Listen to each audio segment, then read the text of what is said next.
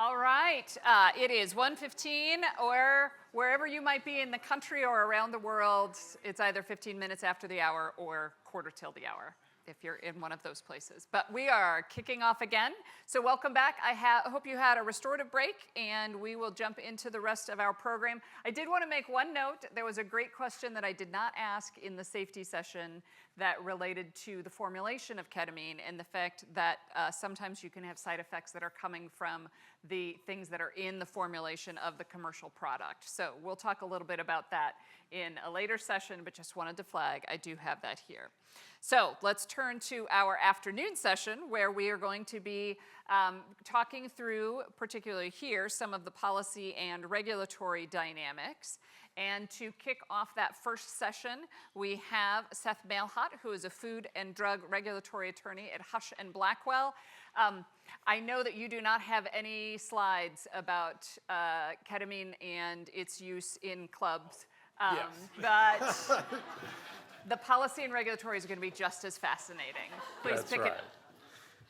Thanks a lot, everyone. All right. So, I'm just covering the state regulation. When we talk about state regulation, it falls into three categories: two general and one specific when we're talking about ketamine and its application in the U.S. First that I'll cover is the corporate practice of medicine doctrine, which has an effect on how clinics and practitioners can be organized to provide ketamine therapy. Supervision of advanced practice providers in prescribing drugs, which includes controlled substances, which controls who gets to prescribe and how, and what requirements that might apply to practitioners, or that aren't doctors or physicians. And then we're going to cover some specific regulations and guidance on ketamine that have been adopted by certain states. Some of them are advisory opinions on the scope of practice. Some of them are impose certain training requirements, and others deal with patient notice.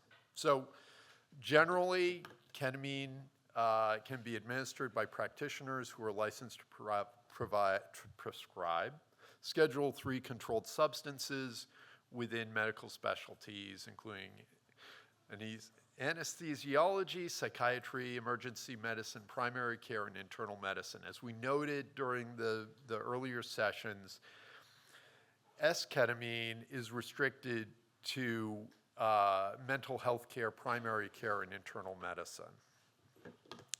So the corporate practice of medicine, the main focus is it prevents corporations from practicing medicine or employing a physician to provide professional medical services. The idea being that we don't want Amazon to suddenly open up clinics where it's going to decide, we're going to provide medical services to people for a profit.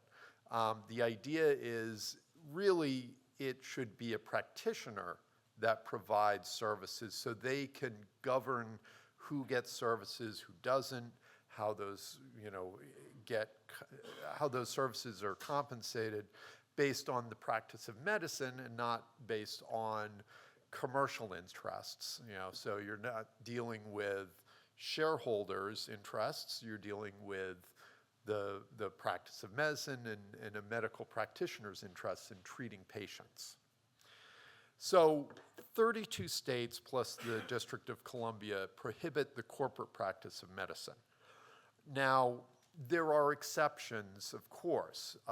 There are the ability to organize what are called professional corporations, which provide professional services, and they're owned by and large by the practitioners themselves, but they can form a corporation in order to enjoy some of the protections that are given to typical corporations, usually non-practitioner corporations.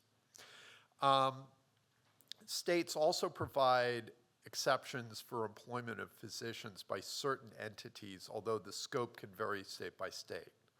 Now, 17 states do not have a corporate practice of medicine restriction. Florida is technically one of those states that does not have a corporate practice of medicine restriction, but they have in place of that special licensure requirements that actually put a lot of burdens on corporations that are trying to practice medicine. So it's not quite the same as some of the other states. So this is not my graph. This is prepared by Permit Health, but this gives you an idea of which states provide the corporate practice of medicine restrictions, which states don't, and Florida is flagged as being different. Now,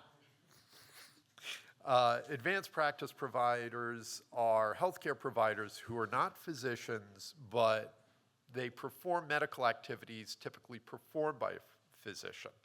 And that includes nurse practitioners or physician assistants. Now, in some states, these advanced practice practitioners, whether they're registered nurses or physician's assistants, may prescribe controlled substances. The requirements vary, but to some extent they may need to have supervision, or they need to have an agreement with a provider, and or training or other restrictions might apply. Some examples are given, with South Carolina, Georgia, and New York, requiring a written collaboration agreement between a supervising physician and the advanced practice provider. You could also have limitations on the number of advanced practice practitioners that a particular physician can supervise, and Georgia actually limits the distance between, the physical distance between the practitioner and the advanced practice provider if that physician's out of state. So those were general. Now they apply to ketamine clinics, but they apply to every type of practice of medicine. Now, there are specific state guidance and laws and regulations that are specific to ketamine. Utah, in particular, has two pieces of legislation. One is a whistleblower protection statute that covers requirements on sedation levels in an outpatient setting, which implicates ketamine. It requires healthcare providers, personnel to have certain training. It does require direct supervision of the patient during the administration. And originally, the Utah statute required generally, or it still requires generally, that there be at least one individual within the procedure room who has advanced airway training and the knowledge and skills to recognize and treat airway complications. Now, because ketamine has particular applications, Utah clarified this in a subsequent legislation where they modified it to allow an anesthesia provider who is providing ketamine for a non-anesthetic purpose to have an individual with airway training on site instead of within the procedure room. So it's specific to ketamine in this application. Arizona and Florida have different, advisory opinions and rulings that apply to the use of ketamine.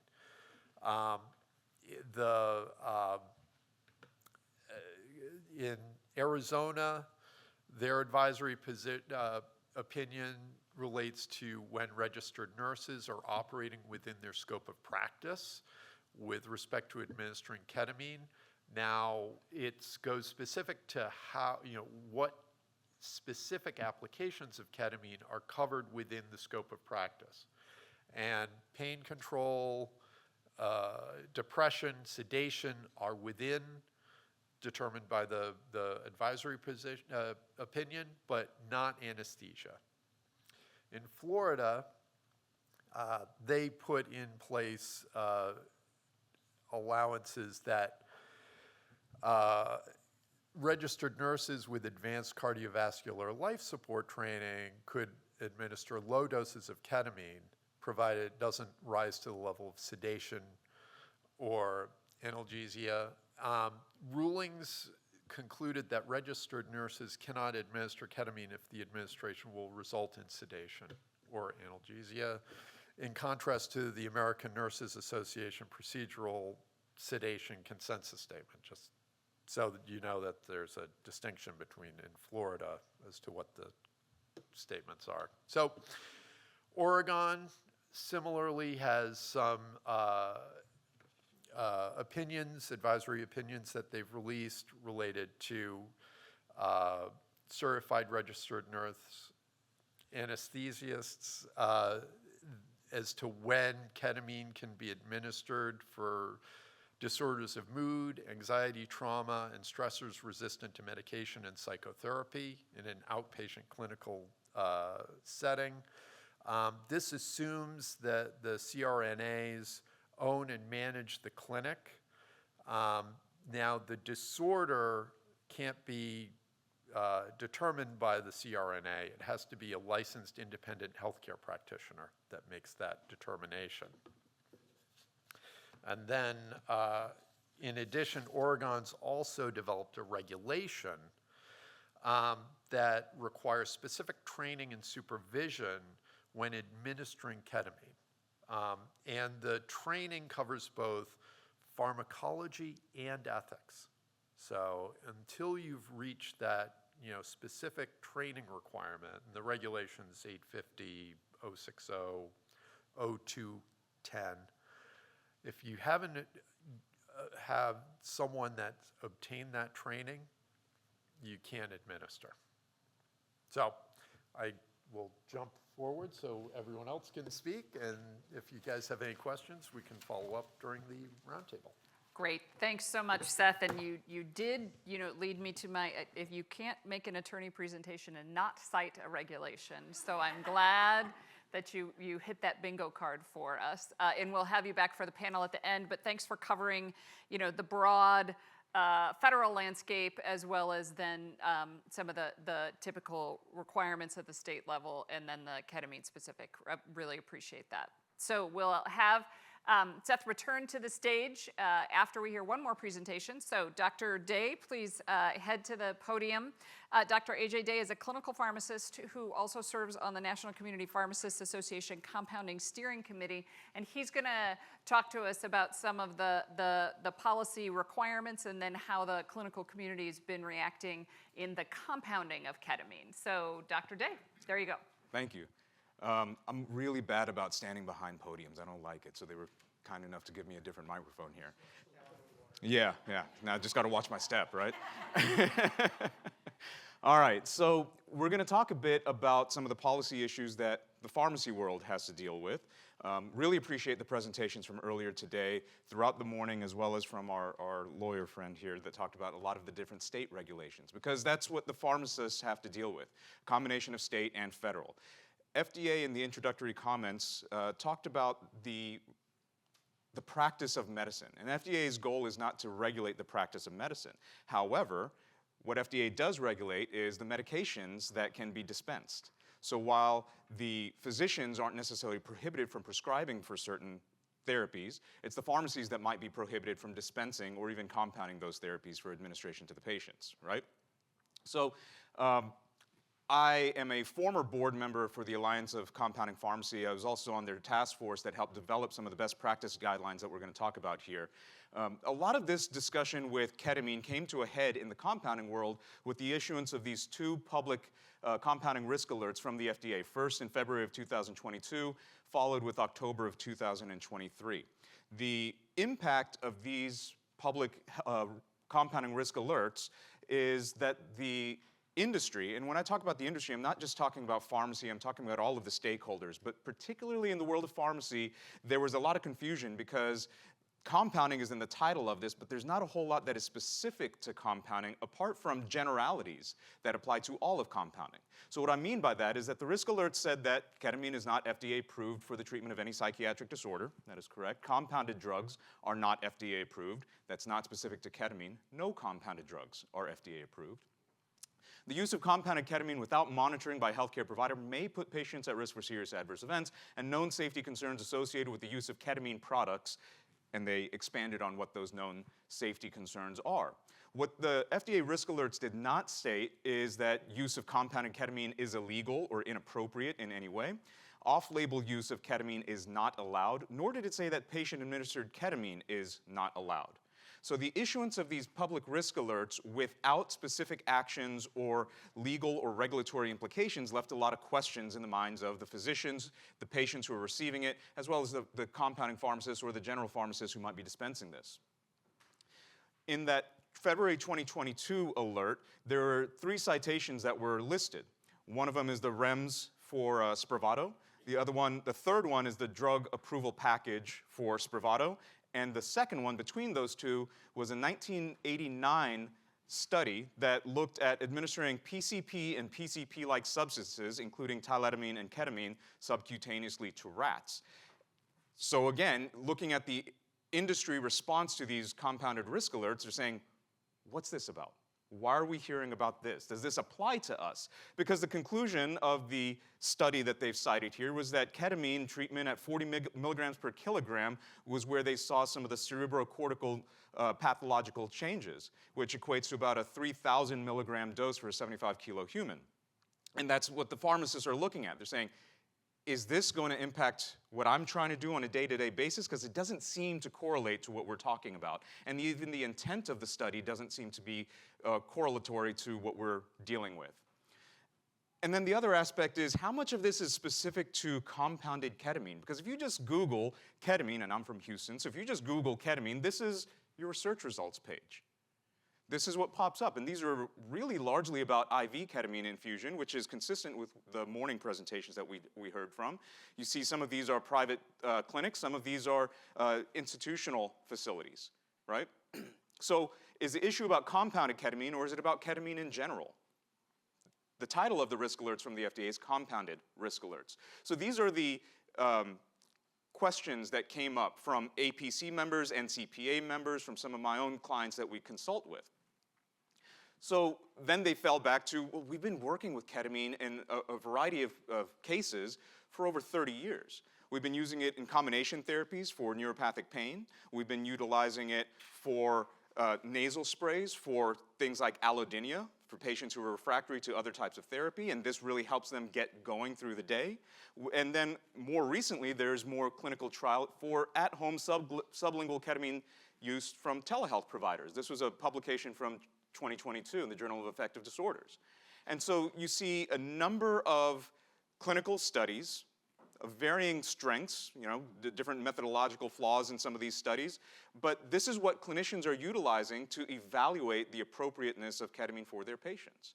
So given the risk alerts from the FDA, what do all of these national associations and support organizations recommend in terms of how we approach ketamine in a compliant way that acknowledges the concerns of your federal and state regulators while still making sure that we're providing access to the patients who rely on this therapy? So in April of 2024, the Alliance for Pharmacy Compounding put forth a best practices document for preparing and dispensing compounded ketamine by pharmacies. This is not about in-clinic utilization where a pharmacy is not involved. This is specific to utilization of compounded ketamine by pharmacies. Now, this is a best practices document, and throughout this process, there is a lot of discussion about the way that ketamine is determined to be appropriate for different patient situations, and because there are different indications that might be utilized. It could be utilized as a combination product in a topical cream.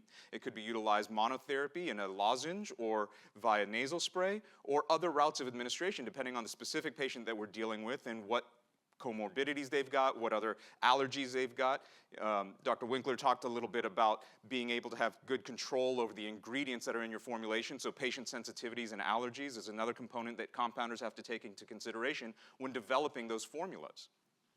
So because of that, we're not looking at specific dosing guidelines. These are not clinical practice guidelines. These are best practices for general preparing, operational standards of how we prepare and dispense, and making sure that we're taking into account the needs and the sensitivities of the regulatory apparatus.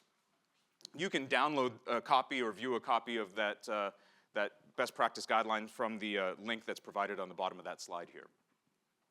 So there are some key areas that this best practice guidance touches upon. The pharmacist's legal obligations. Now, notably absent from this discussion today is the DEA's perspective, which is, it plays a huge role in anything involving ketamine. And this is a key part of the oversight for pharmacies, because if the volume of ketamine that's being utilized and dispensed from a given pharmacy starts increasing, the first people that are going to have their eyes on that are going to be the DEA. So utilization of ketamine really takes into account a lot of DEA's concerns, controlled substances laws, both on the federal and state level, and corresponding responsibility for the pharmacists.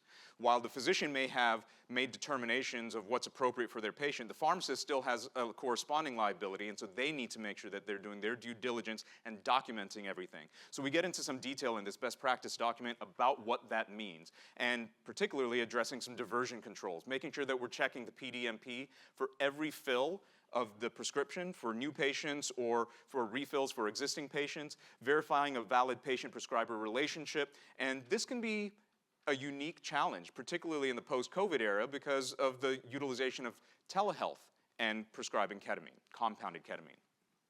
Considers of prescriber and scope of practice. Is the scope of practice for that prescriber appropriate for what they're determining the utilization is going to be for our patient? If I've got a podiatrist who's utilizing a compounded ketamine, well, is that for a neuropathic issue? Or is it for treatment-resistant depression? And so what is the pharmacist doing to be able to validate what the utilization is and that there is an appropriate scope of practice for the intended use?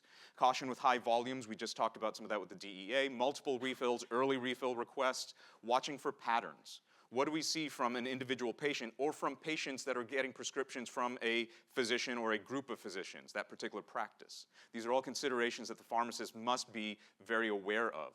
Monitoring pharmacy inventory, because diversion is just not on the patient side, but what's happening within our own staff, right? Making sure that that raw ketamine powder, ketamine hydrochloride USP, that the pharmacy is utilizing to make those compounds is not being diverted. Prompt and thorough investigations for any concerns and reporting any of the results or even the initiation of some of those investigations to the relevant regulatory bodies. Boards of pharmacy or FDA. Now, there is not mandatory adverse event reporting to the FDA, but as it relates to the DEA, we need to make sure that there is a really robust chain of communication between any of these issues and that agency. Dosing limits. This best practice guidance did not get into specific dosing limits or even starting doses because of the variety of types of conditions that ketamine might be prescribed for. So rather, what the best practice document does is refer you to clinical literature and other best practice guidelines. As we heard this morning, you don't have a whole lot of robust clinical trial data to establish firm, set starting doses and escalation protocols. So making sure that the pharmacist is working with the physician to evaluate the needs of that patient and referring to published literature, whatever that literature might be for that given indication. Using professional judgment, clinical literature, communicating the prescriber, this is all part of best practices for the practice of pharmacy, for compounding generally, but we really made it very specific here in this best practice ketamine document. And dosage forms. Most of the presentations that you heard this morning, the route of administration has been IV. There was some discussion over IM dosing, and there's been some discussion about lozenges, oral utilization. Some of the most common requests that we see for compounded dosage forms are nasal and for lozenges. With lozenges, the principle is not to get oral absorption, but for primarily buccal absorption. So there are other ways to get it into the bloodstream that can be beneficial to the patient, and part of when they're utilizing, prescribing, dispensing these medications, making sure that we're thinking of the other potential, I thought that was a pointer, sorry about that, when they're using or they're dispensing these medications, making sure that there is a consideration for how other household members might have access to that medication. So child-resistant containers, considerations for household pets, how are we flavoring some of these medications if it is in a lozenge form, things like that. And then, of course, documentation being a key part. How do you know that you're compliant with all of the regulatory expectations and best practices if there's no documentation, if there's no paper trail? So we really emphasize a lot of the documentation that's needed, especially when we're talking about dose escalations for patients and making sure that we are observing for signs of abuse or for diversion. And patient education is the cornerstone of all of this. What kind of education has the patient been getting from the physician, from the treating practitioner, as well as from the pharmacist to make sure that the key prescient points are emphasized for how to safely utilize the medication, both in written and verbal. I keep doing that. Not a laser pointer. Both in written and verbal communication, supplying written educational materials to reinforce key points and give patients a point of reference, monitoring for any signs of abuse. That's where we recommend not necessarily dispensing in multi-months supply so that you have another opportunity to evaluate the patient for both compliance, signs of diversion, and clinical outcomes. What are the safety concerns? What are the efficacy concerns? Educating the patients on the side effects and emphasizing restrictions on things like driving, combination with other medications, including alcohol. And then, as I mentioned, since DEA is not here, I didn't highlight these two specific areas, but constructive transfer discussions. There are situations where pharmacies have gotten cited by the DEA because they are providing that medication for in-office administration, so they provide it directly to the practitioner's facility, and the DEA says, you can't do that, you need to send it directly to the patient. And so then there's a consideration about, well, what's the likelihood or the risk of diversion if we're providing directly to the patient, right? So constructive transfer is a consideration which is addressed in the best practice guidelines. And another component is 503Bs. So what we typically think about with compounding is through 503A, which is traditional prescription-based compounding based off of individual identified needs. 503B is a different scale of compounding. They're not having direct oversight primarily from your board of pharmacy. Their primary oversight mechanism is through the FDA, and they don't have to make things after receiving a prescription. So they can make manufacturing scale of the ketamine or other products and then distribute that to your clinics for in-clinic administration. There is a new guidance for industry from the FDA that says that a 503B can furnish their product to a state licensed or federal facility, state licensed pharmacy or federal facility. So doesn't mean it has to be a compounding pharmacy. What that guidance document would do is essentially enable a 503B outsourcing facility to furnish that medication to any state licensed pharmacy. So they could be acquiring and dispensing ketamine prescriptions from a chain grocery store if you need, right? So that is outside the scope of traditional pharmacy practice, but 503B is another segment of the industry that needs to be discussed. So other common discussions that come up, and this has come up in regulatory action with the DEA and state boards of pharmacies related to compounding pharmacies and ketamine, is why aren't you dispensing S-ketamine instead of that compounded ketamine, even if it's compounded ketamine nasal spray? Well, ketamine is not the same as S-ketamine. They have different FDA approvals. They are distinct molecules. So I think that's a key part of that. And while S-ketamine may be appropriate for many patients, doesn't mean it's the right therapy for the patient that the ketamine is being prescribed for. So making sure that there's appropriate oversight from the treating physicians and that the patient has access to the right therapy, I think is a key component of the approach of the compounding pharmacist. And then of course, operational protocols. Pharmacies, you have to have robust operational SOPs for making sure that there's not diversion and that the preparations are made in a compliant and quality manner. And physicians have treatment protocols for the patients, but some physicians, some of the clients that we've been working with, they have the patient and the pharmacy all sign off on the treatment protocol. And the patient gets a copy of it, the pharmacist retains a copy of it, and the physician's file retains a copy of it as well. So these are other mechanisms of assuring that the risks and benefits and the frequently asked questions from patients are all retained so that there's multiple points of access to really critical information. Thank you for the opportunity to speak here. I know we've got the panel discussion coming up. We do. So thank you, Dr. Day. We will turn to the panel, so if we'll have folks come up, and again, you can adjust the seats. They're a little bit of a lineup, and well, feel free to move things around. So in addition to having a return from our presenters who just presented, we have a few additional panelists here in the room and virtually. So joining us on the panel is Dr. Jenny Wei, who is Chief Pharmacist with the Ohio Board of Pharmacy. Dr. Lisa Robin, Chief Advocacy Officer at the Federation of State Medical Boards. And then virtually, we have Dr. Gail Bormel, who is with US FDA and particularly FDA's Center for Drug Evaluation and Research and the Office of Compounding Quality and Compliance, which she leads. And finally, Dr. Lisa Harding, who is an assistant clinical professor in the Department of Psychiatry at Yale. So welcome to everyone. This is our panel where we have double Lisas and virtual and a lot of things going on here. So we are going to start the conversation. I first want to open it up to our new entrants to the stage. Was there anything that you wanted to underscore or ask a question of Seth and AJ before we move into the conversation? Yeah, go ahead, Lisa. I do have a question for Seth. So I enjoyed your presentation, and I love anything regulatory. Only the best of us do, Lisa. But I am finding an increasing number of states that have either position statements or are in the process of rulemaking, and some that, including Georgia and Louisiana and others, that seem to be pretty restrictive in some areas. And I think this is a trend probably we're going to see, as well as with the corporate practice of medicine, that I know that that's of interest to a lot of our boards, and looking at who's making the clinical decisions in these clinics and whatnot. So that's it. So I guess what was the question? Well, do you agree that there's going to be a lot more regulation? Oh, yes, clearly the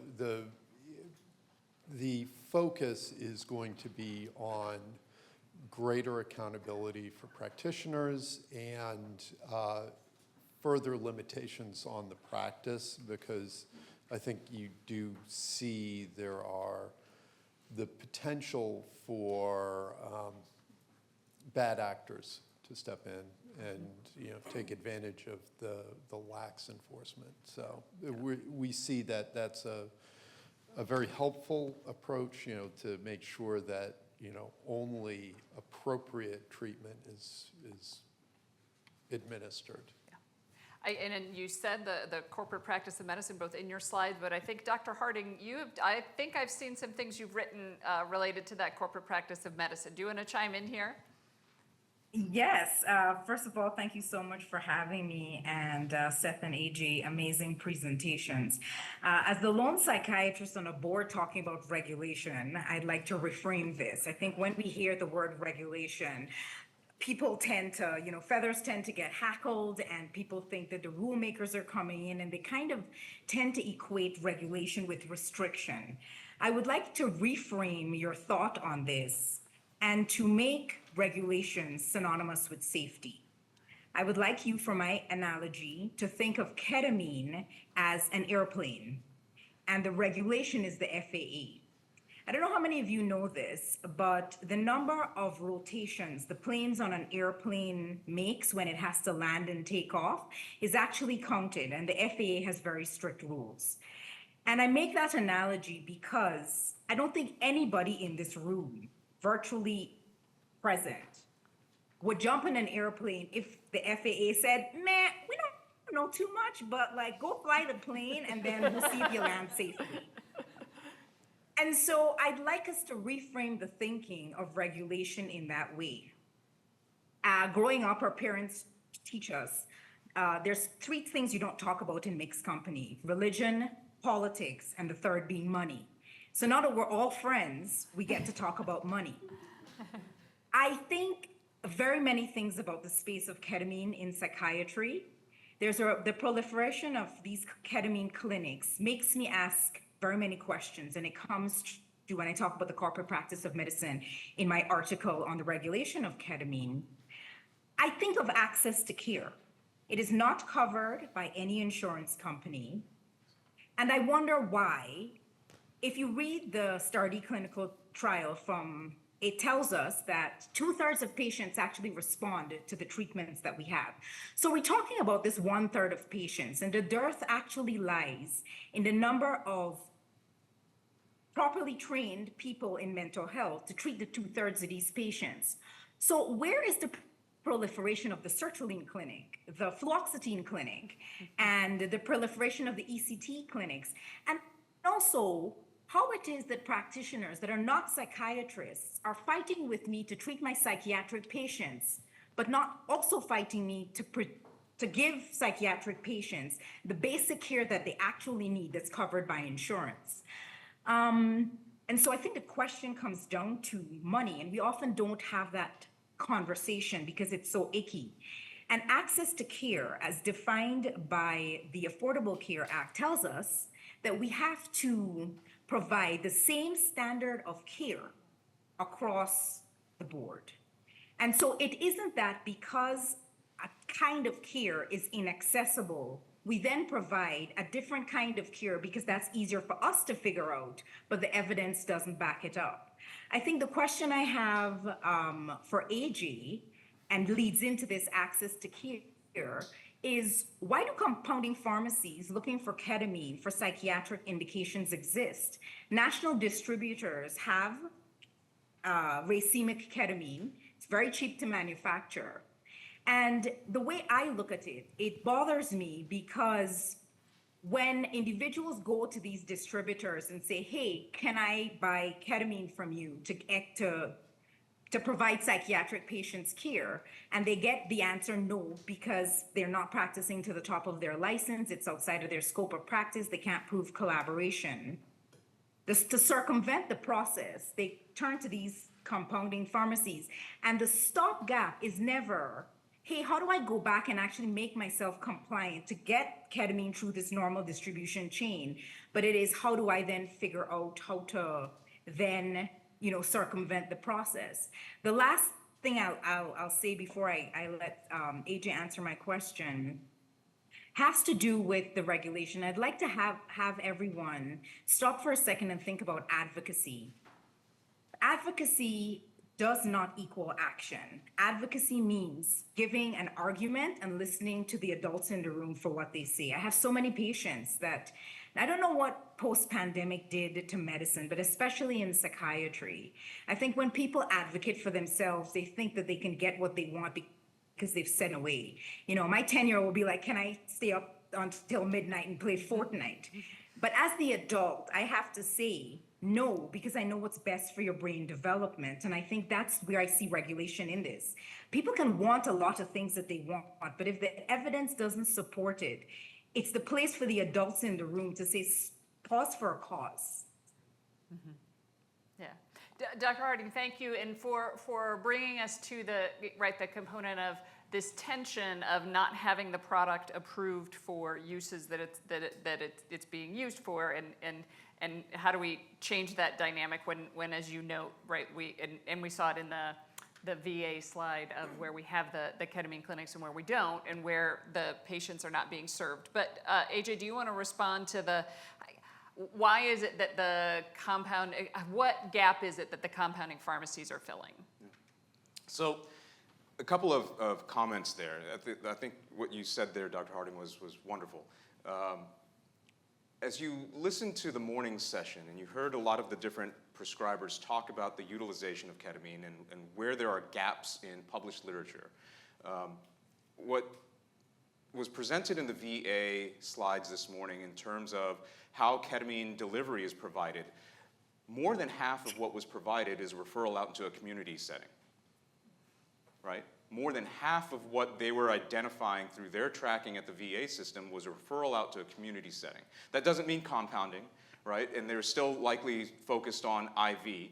But the practitioners who are writing for compounded ketamine, for ketamine at home use, for ketamine assisted therapy, those are physicians with valid medical licenses. Those are physicians who have been trained, who have gone through residencies, maybe fellowships, maybe other levels of specialization, and made a determination of what they're prescribing for their physicians.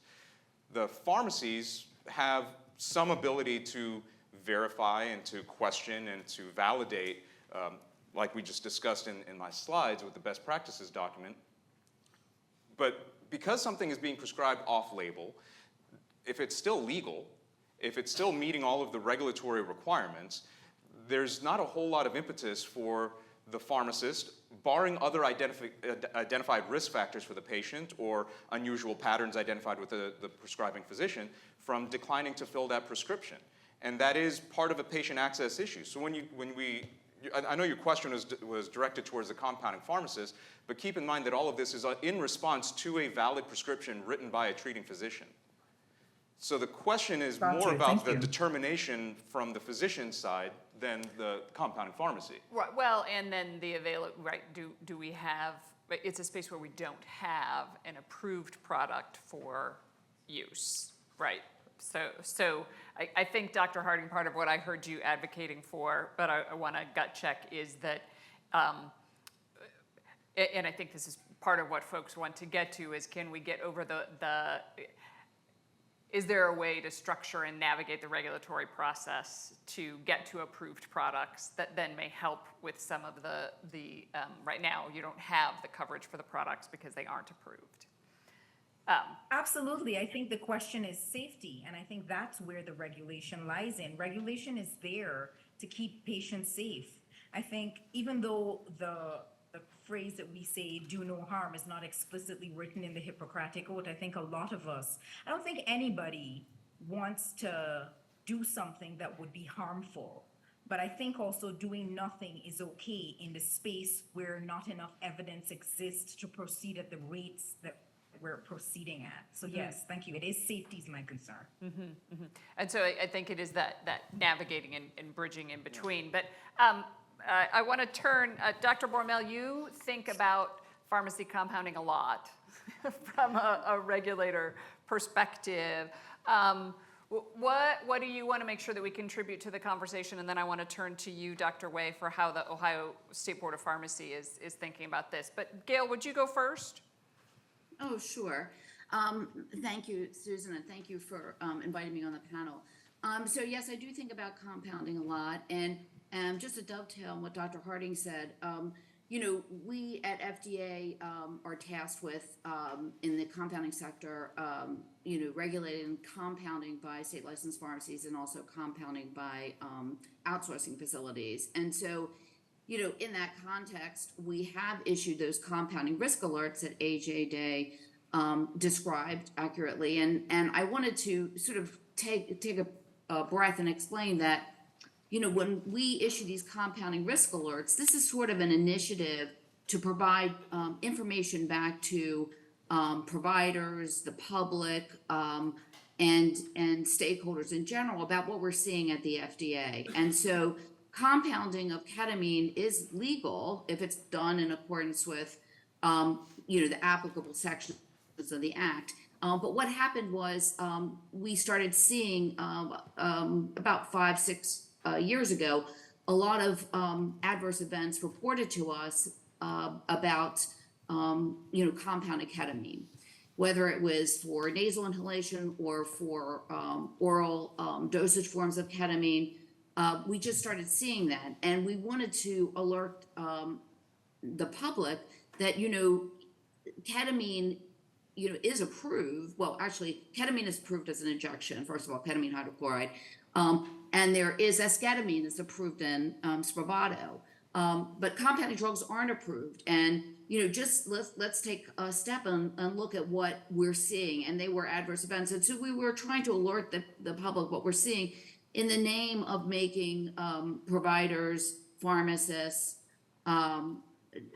physicians, the public aware of the importance of using the ketamine in a safe manner.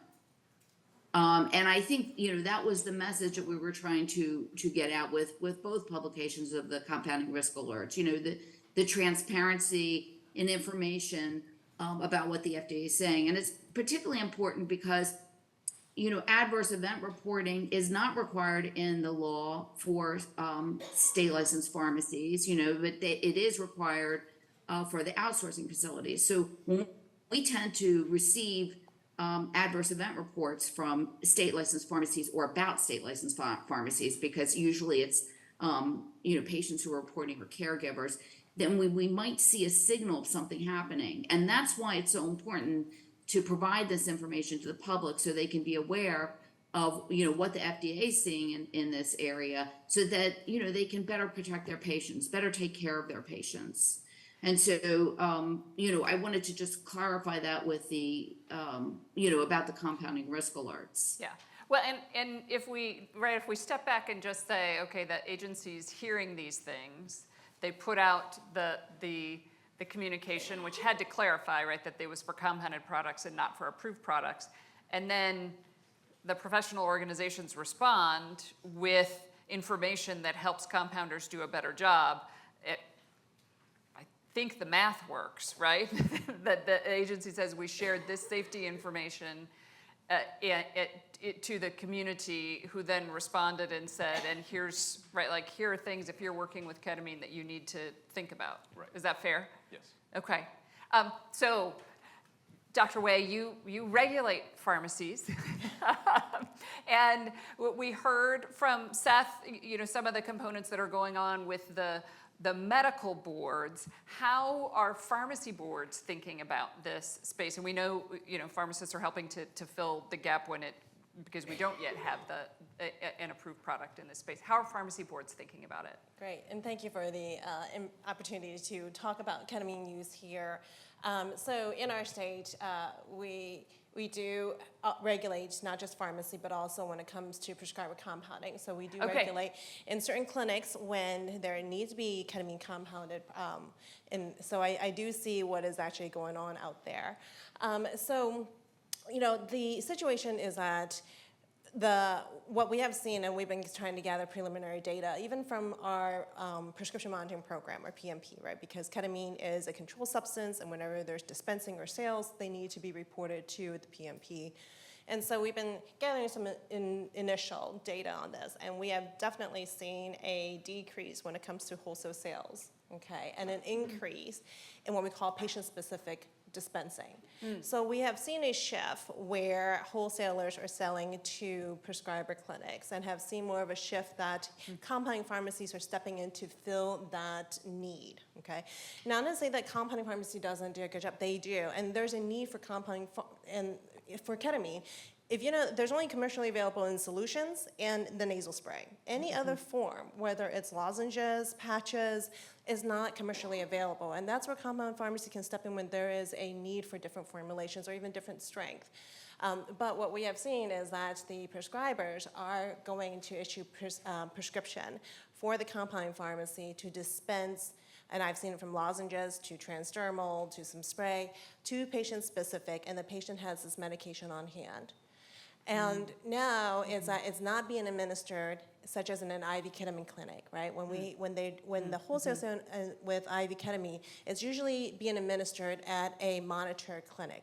Now what we're seeing is that patients have access to this medication at home, and with the proliferation of telehealth medicine, these type of therapy and treatment sessions are now done by telehealth. Right, where and some of them do a good job, but some of them may be lacking. But that's where I think the inconsistency or the need for standardization and the standard of care practice, incorporating telehealth medicine, there's some patients that may benefit from home administration.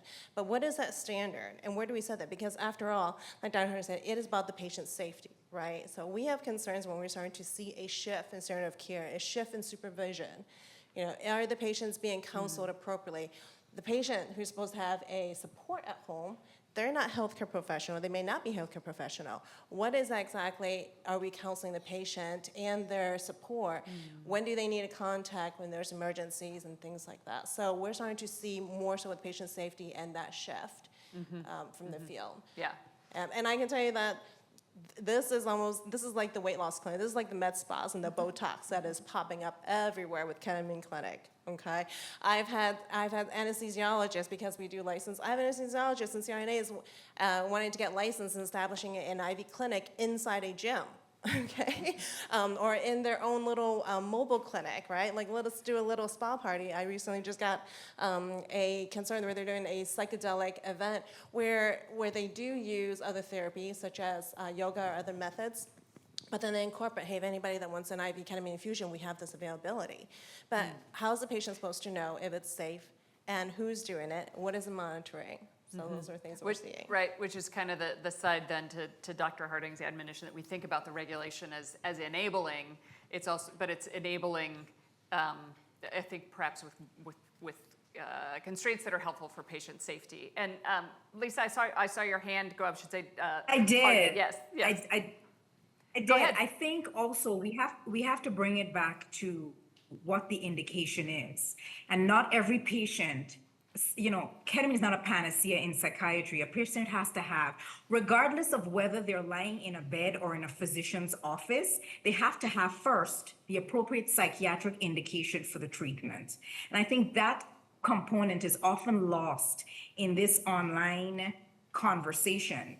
Never, when patients don't respond to a medication, there's never a conversation, or the conversation is always lacking. Well, what is the diagnosis of the patient? Are we throwing spaghetti at a wall and seeing what sticks, and this is sort of the next treatment in that line? Or does that person have an appropriate psychiatric provider to say that, hey, this is the next treatment in line, giving all of the tools in our toolbox?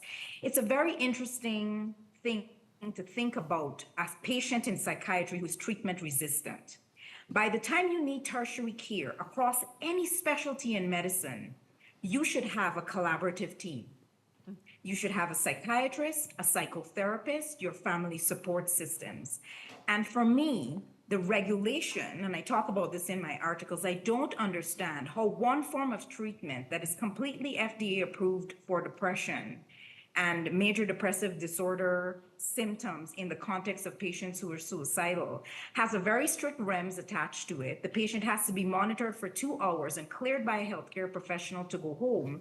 And this other one, the person can sit at home with a video with a person monitoring them. The biggest risk to any psychiatric patient is completed suicide. And I don't know how many of you read the Nature paper that Dr. Sanacora had up on the screen from the phase 2 clinical trial that was on there. It's a very interesting read. I think models of care must keep patients safe, but those patients must first meet the appropriate diagnostic threshold. And the people that do that are psychiatrists. And I really would like someone to help me understand, why is it all these other non-psychiatrists are clamoring to treat psychiatric patients, but aren't clamoring to also take insurance and make these treatments available to everybody, and also using the routes of administration that have the most efficacy and safety attached to them. So there's obviously the broader components of, right, and part of why this is emerging, and we have to better understand where it fits in the healthcare system, which is not the responsibility of state medical boards. But Robin, I do have a question for you.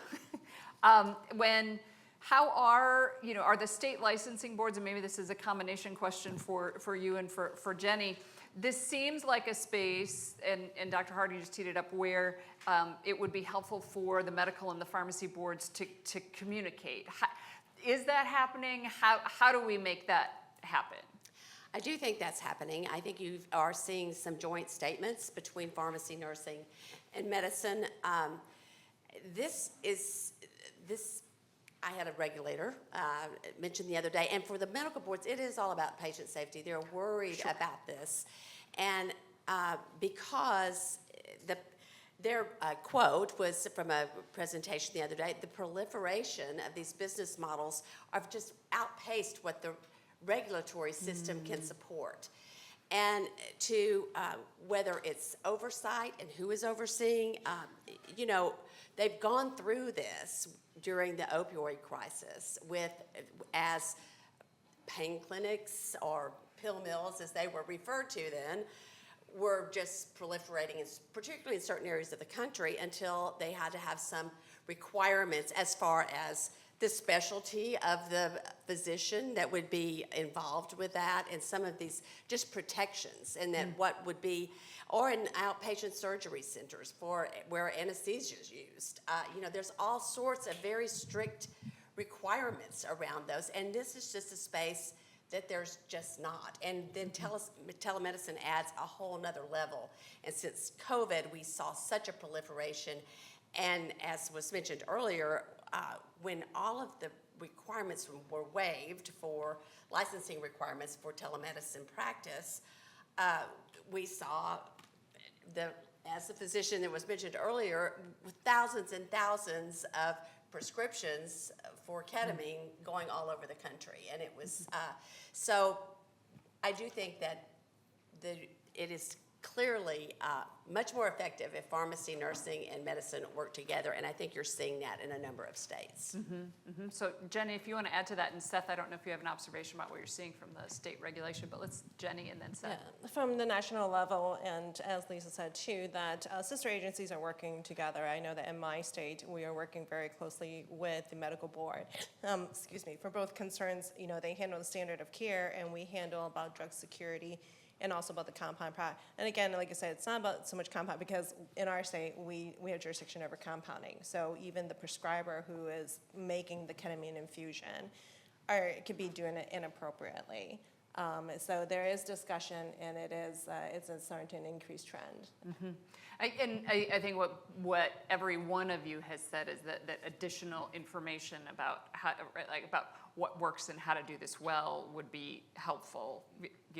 From what the compounders were doing to try and create that parameter to FDA sharing information. But Seth, any thoughts on the state piece? You got to hold your mic up though, or it won't catch it. Yeah, no, thanks. But no, we're also seeing focus on telemedicine as a concern, and a potential source of increased regulation. And to Dr. Harding's point, I think the advisory opinions are clearly, the practitioners reaching out to the respective agencies to get that guidance and that help when it isn't currently there in the actual regulations or in the laws. So, they want to make sure that they are working within their scope of their practice.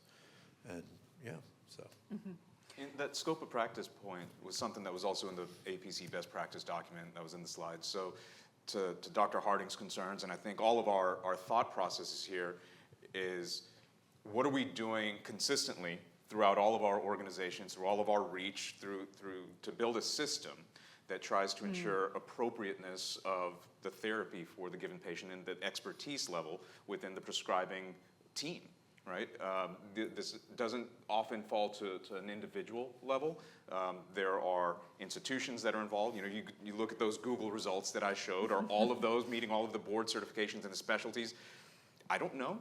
But none of those involved anything compounded. Those were all IV ketamine clinics. So whether it's compounded or not compounded, the question is, and then again, ketamine is utilized for a lot of different things. The psychiatric applications are one component of that. We heard a lot this morning about applications in pain methodologies.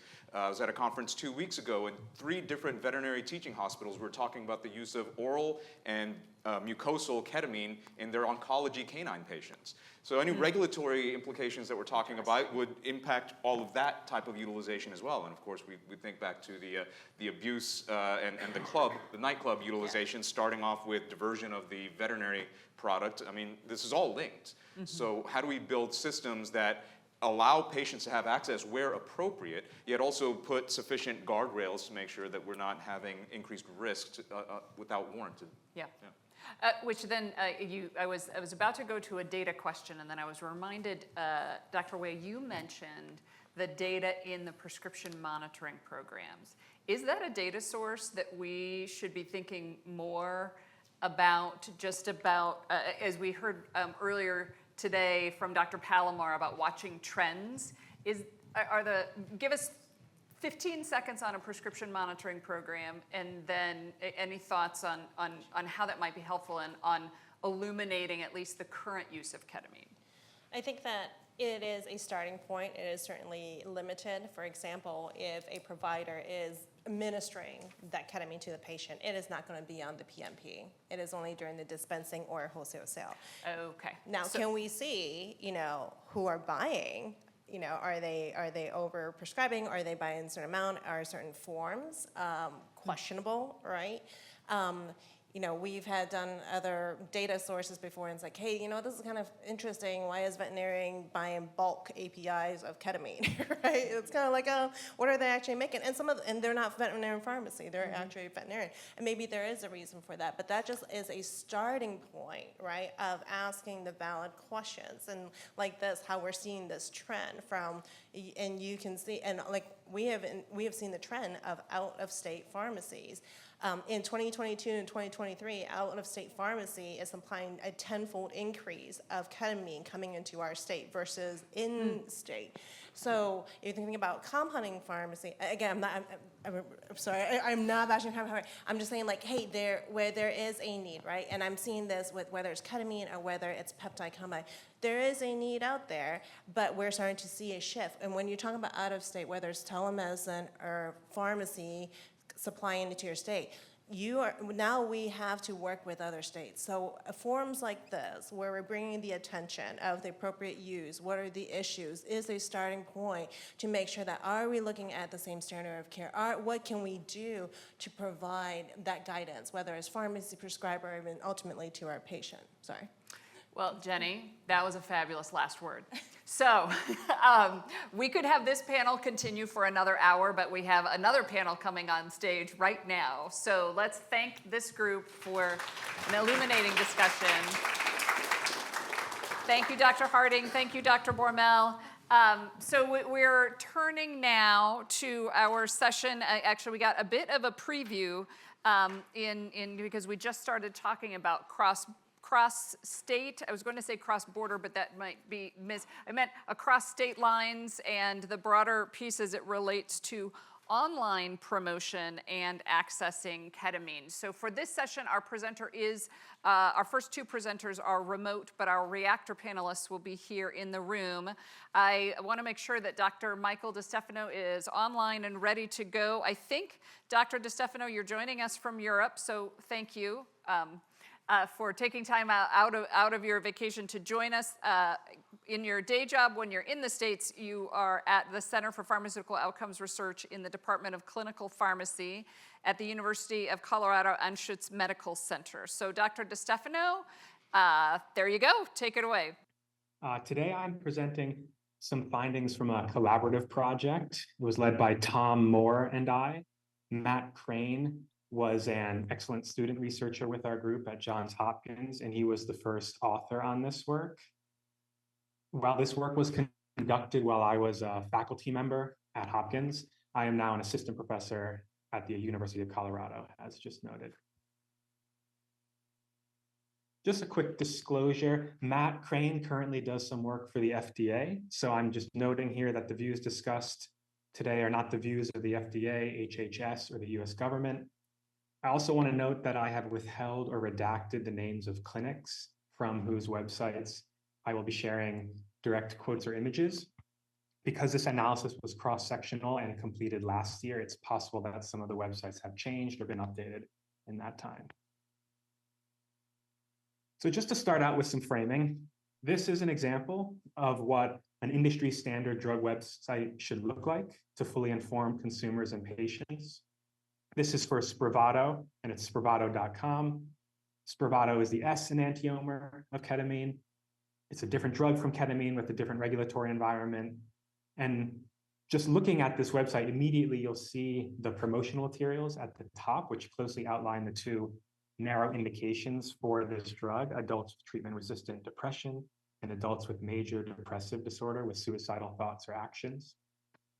Below that, you can see the important safety information prominently displayed on the homepage. Serious side effects are listed, including sedation and dissociation, as well as abuse and misuse. And this web page scrolls down another 4 to 5 page lengths, outlining a large amount of safety information.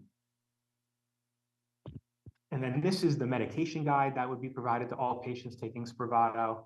Again, you see at the top of this first page, important safety information, including the risk of abuse or misuse, information about the REMS program, and the most concerning potential side effects, including increased risk of suicidal thoughts or actions.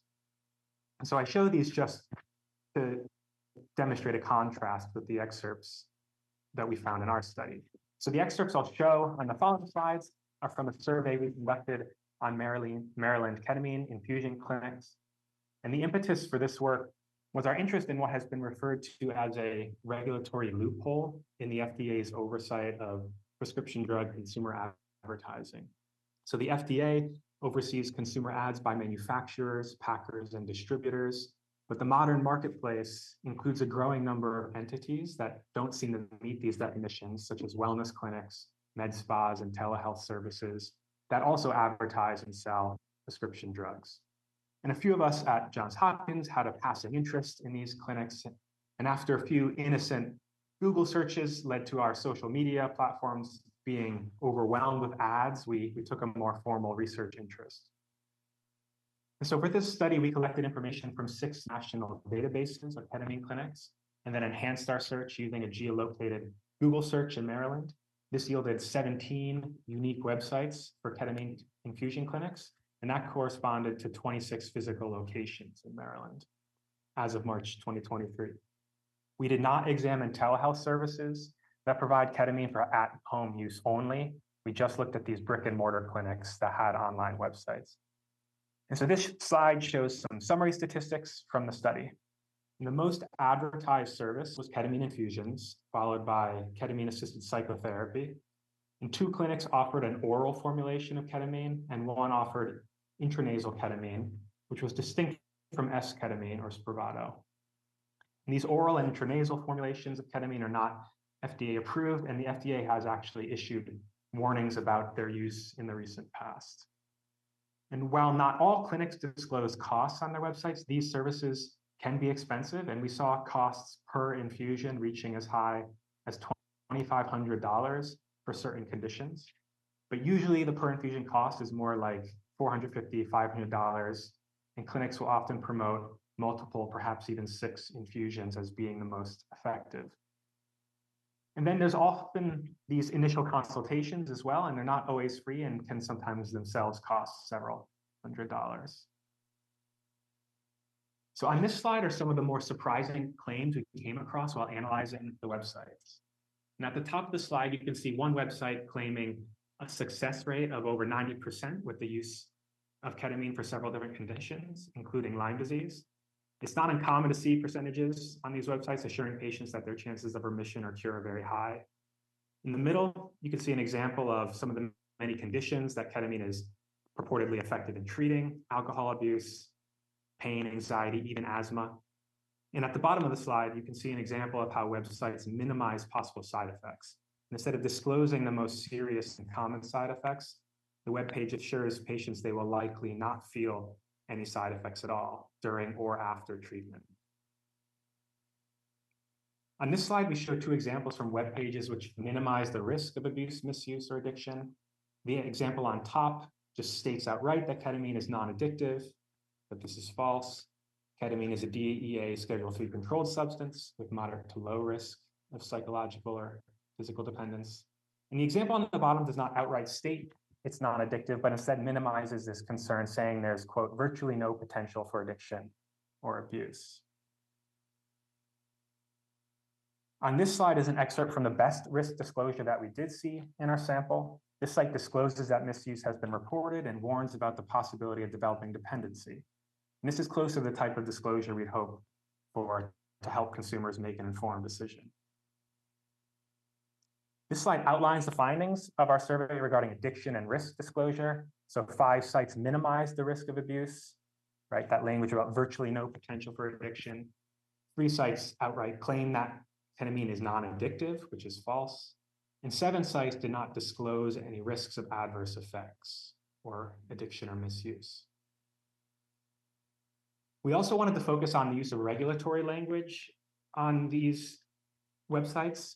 So on the left side here, you can see one website claims that ketamine is approved by the FDA to treat depression, which is false, right? It's approved as an anesthetic. It's not approved to treat any mental health condition.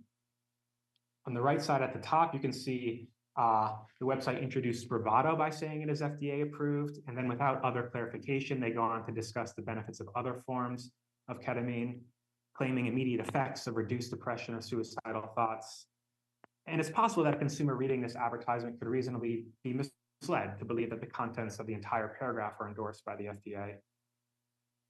And at the bottom, you can see another typical paragraph provided on many of these websites. Ketamine is introduced as an anesthetic approved by the FDA.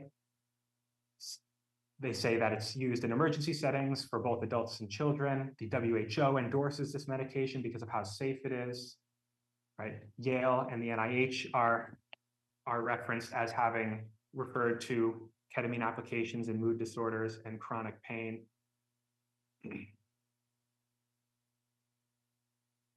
So what's missing on this webpage is that the advertised use of ketamine in these settings is off-label, and there is not necessarily high-quality clinical trial evidence to support every one of the purported safe and effective uses of this drug. And so this was a summary of findings regarding any regulatory language we found on the websites.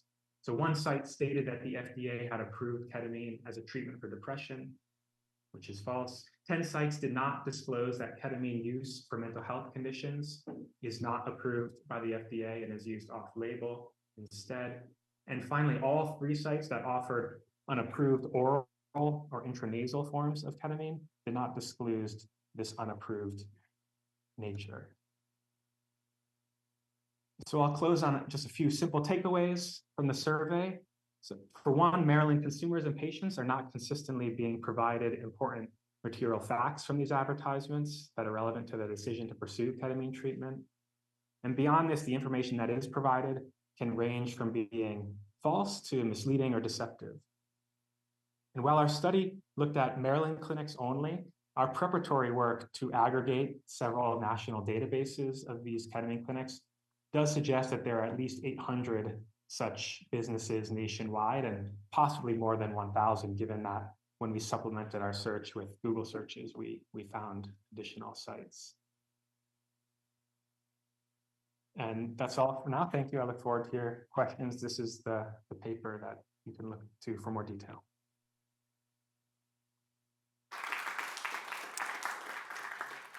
Thank you so much, Dr. DeStefano, and we'll have you back to the virtual stage after one more presentation. So we'll see you in 10 minutes. Our second presenter of this session is Dr. Heifetz, who is Associate Professor in the Department of Anesthesiology, Perioperative and Pain Medicine, and Department of Psychiatry and Behavioral Sciences at Stanford University. Dr. Heifetz, thank you for joining us. I'm pretty sure that I didn't have your title quite right there, but I am hoping we have your affiliation right, because we got that wrong earlier today with someone else. So Dr. Heifetz, correct anything I've said that's wrong. It's close enough. All right. Thanks. I appreciate it, and it's a pleasure to be here. And is just out of curiosity, is it backwards? Is my background backwards? I don't know if that's distracting. Yes, it is, but that's okay. We know where you are. All right. You know where I am. Wonderful. All right. So this is a little bit different than I think some of the things we've heard about, but I think hopefully you'll find it relevant to the question at hand: is how should we think about off-label use of ketamine? I'm going to talk about a few projects that we've done in my research group. Again, I'm an anesthesiologist. That's my day job. I also do clinical trials with ketamine. And a couple important disclosures is I do work with Osmine Mental Health and Journey Clinical. Osmine Mental Health is an electronic health records company that does specialize in ketamine clinics, and Journey Clinical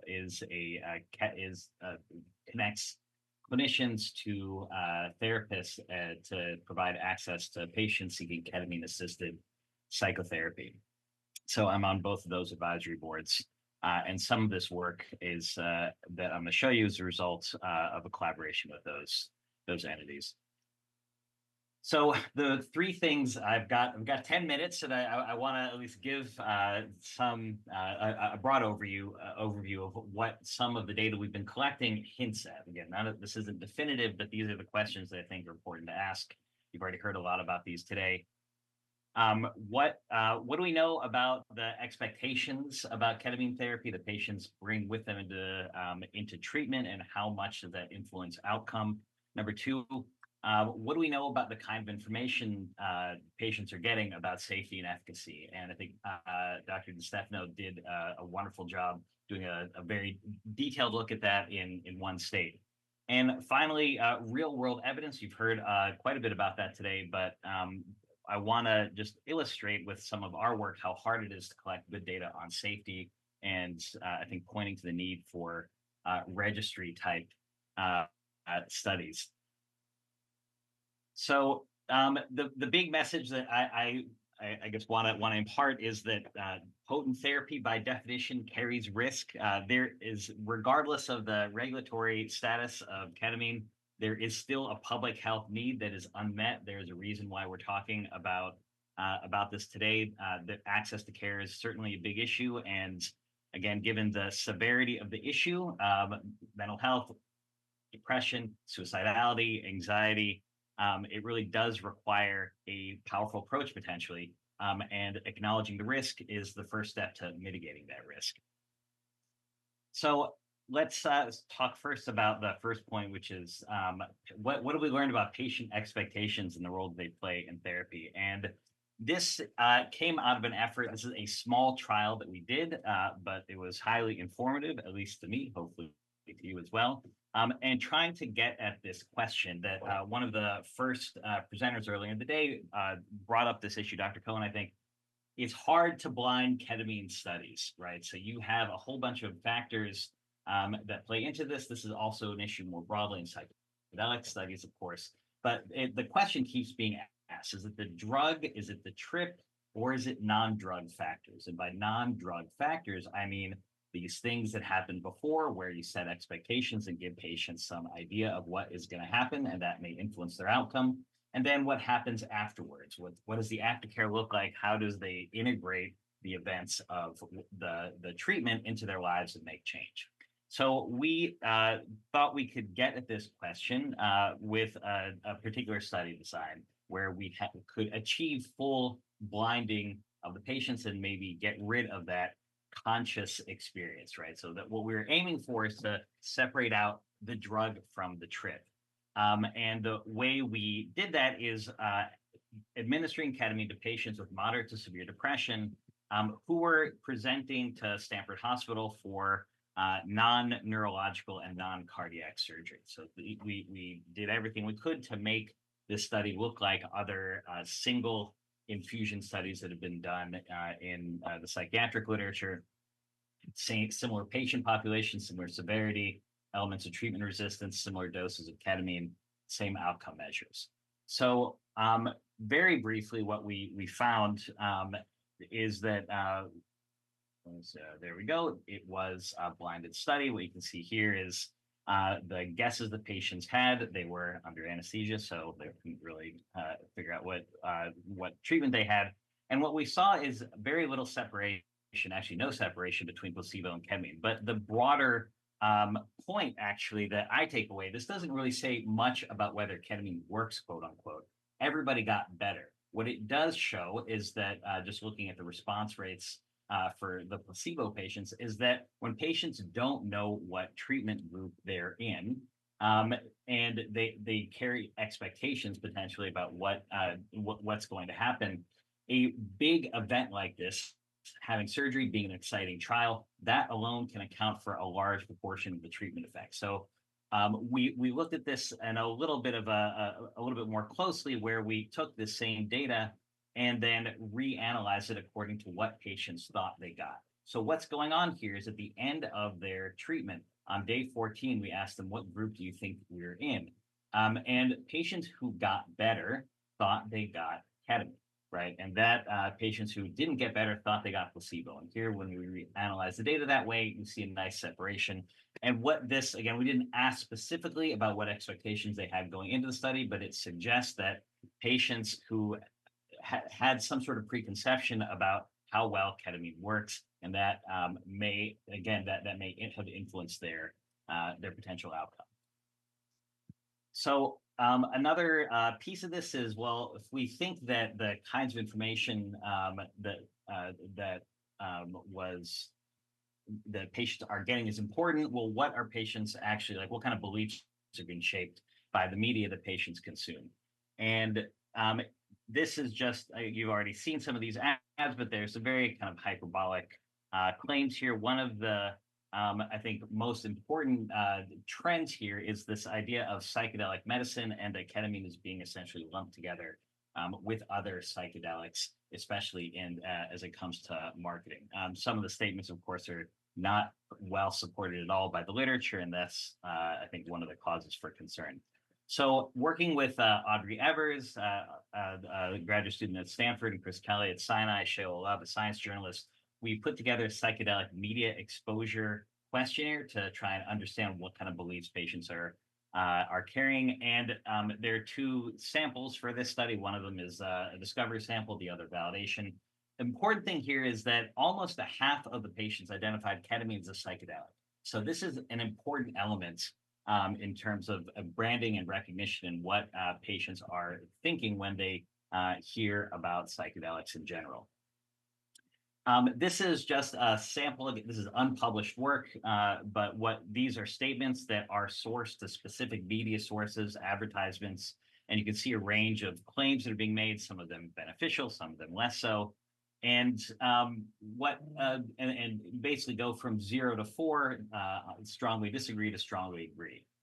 And on average, views are pretty moderate. Extreme statements had lower agreement, as you might expect. But I think it's illuminating. Psychedelics are a cure for mental illness. Again, suggesting, with half the people lumping ketamine into that category. In general, we find that neither agree nor disagree, and people are relatively conservative. There's a lot of hope evident here. Psychedelics have potential to help people. Strong agreement there. And psychedelic therapy is far better than antidepressant medication. Psychedelics are dangerous. And that kind of gives us a sense, again, this is information that I think we need to understand is how is advertising impacting patient perceptions.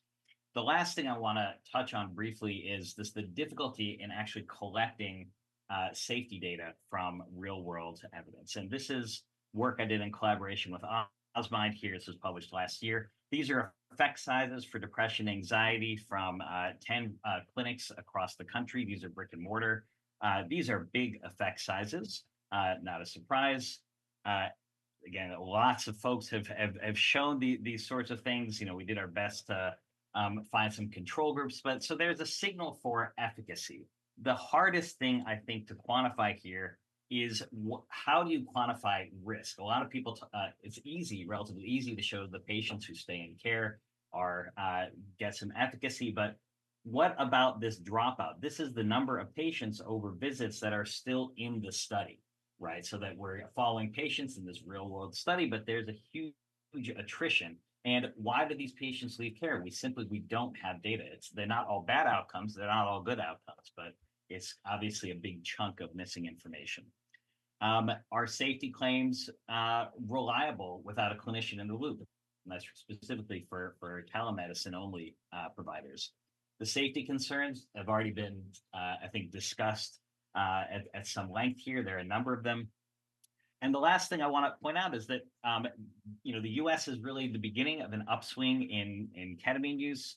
And this is just some media coverage from People's Republic of China. And, this is from 2015, where the government of China notified the Secretary General they recommend ketamine be placed on Schedule 1.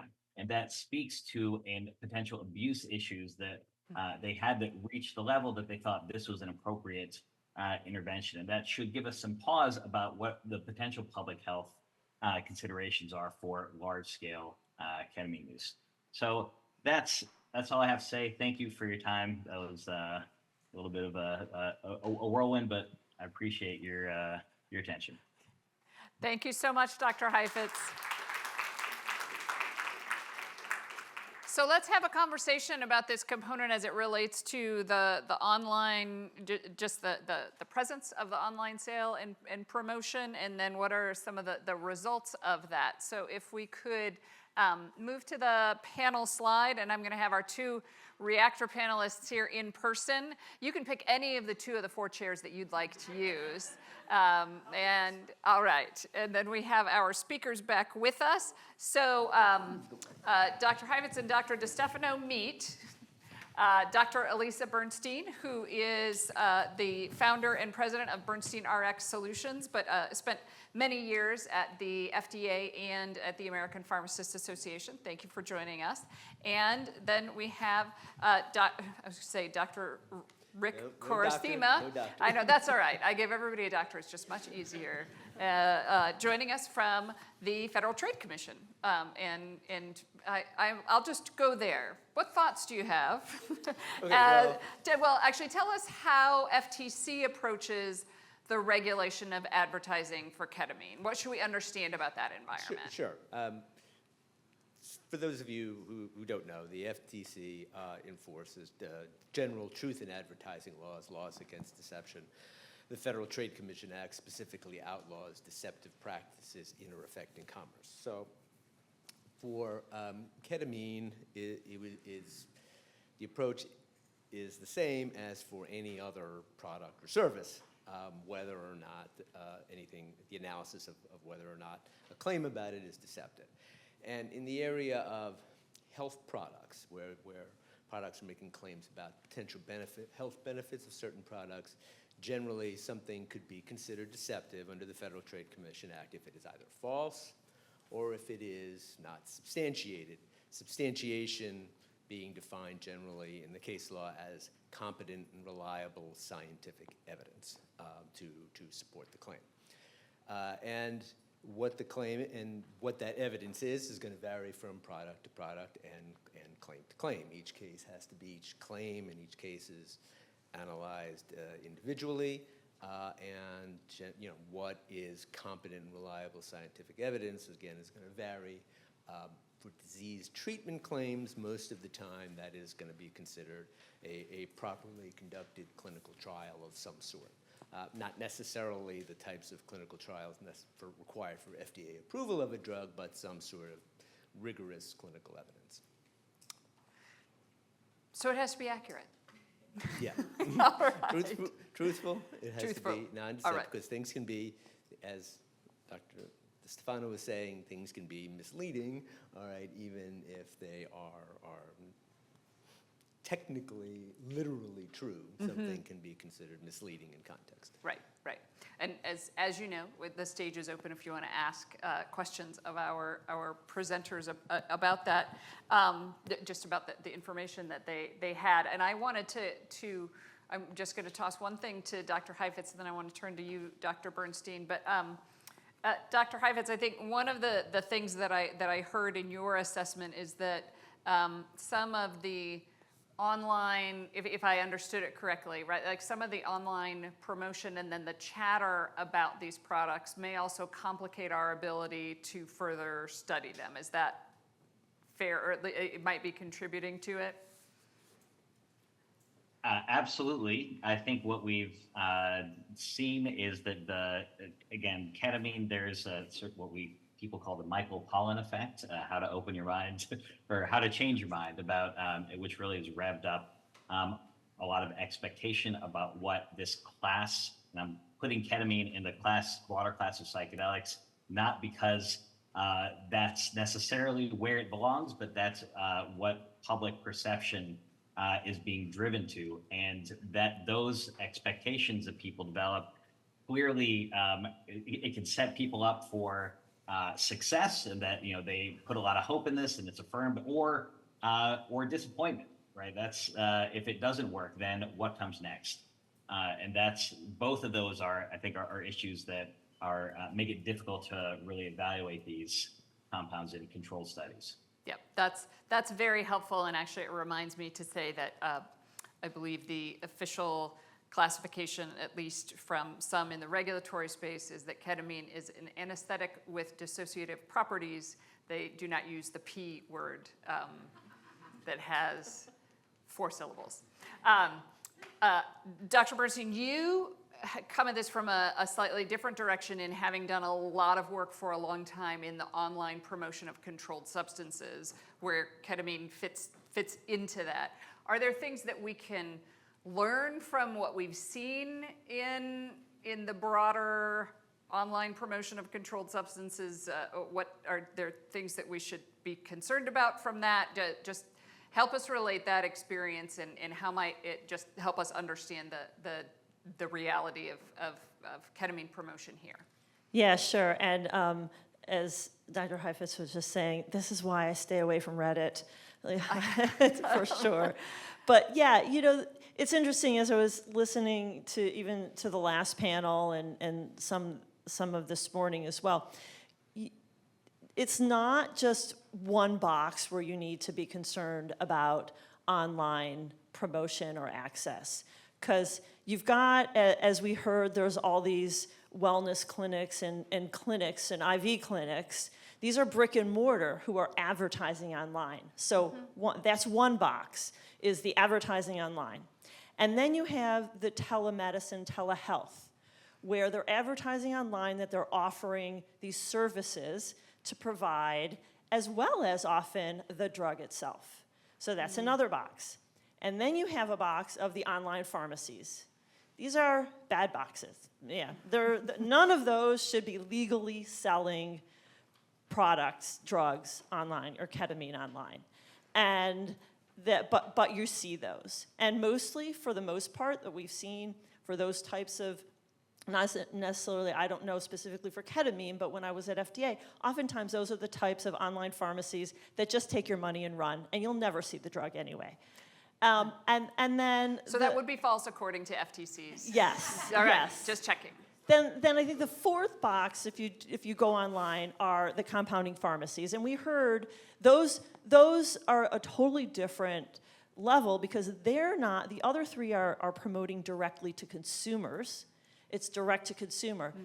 The compounding pharmacies are online so that they're letting others know that they provide this product, but they don't sell directly to consumers. So as we're looking at kind of that access and promotion, we need to think of these different boxes and where the different risks are to patients and where the vulnerabilities are.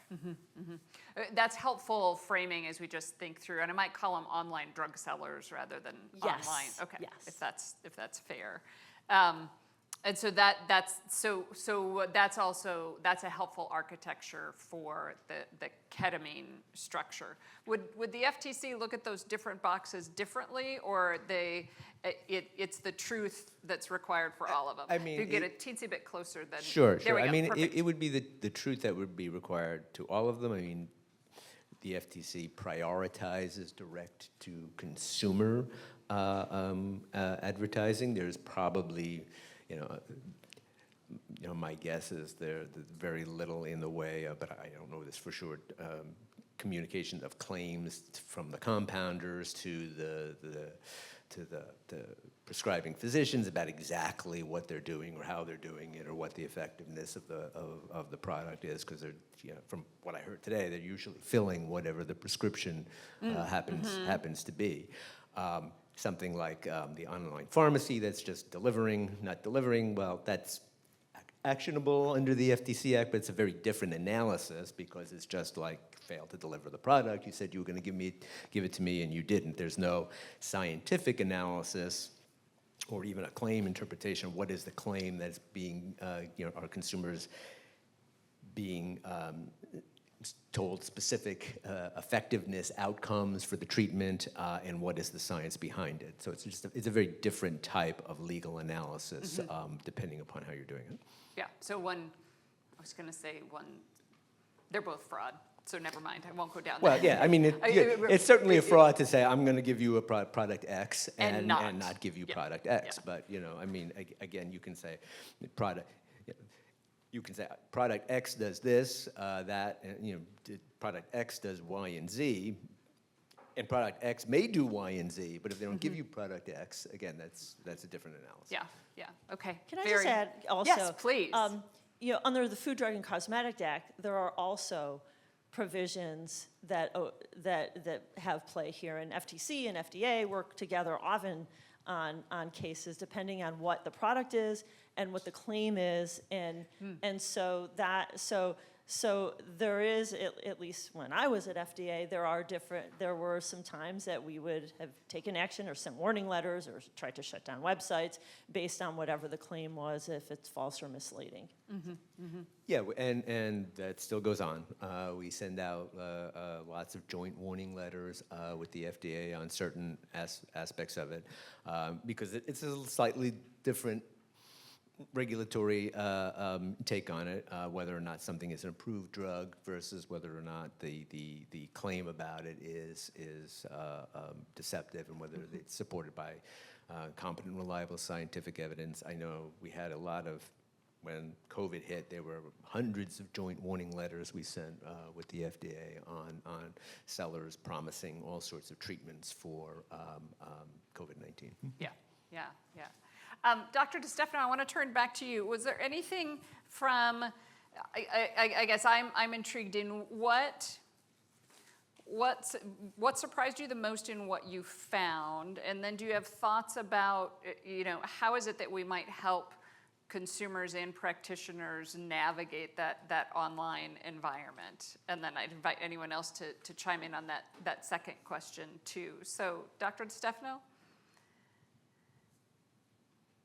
Yeah, in terms of most surprising things we were finding, I think that would be just the multitudes of conditions that these various ketamine services were being provided for, or at least advertised for, and that didn't make its way into the research letter because of space and because you have to kind of have a way of clustering different ways of describing similar conditions. But in our rudimentary count, we saw as many as 30 different uses being advertised by single sites, and that covered common and potentially reasonable uses like various depressions, perhaps pain disorders, but then Lyme disease, asthma, dementia, conditions where I would think that the evidence is not as strong.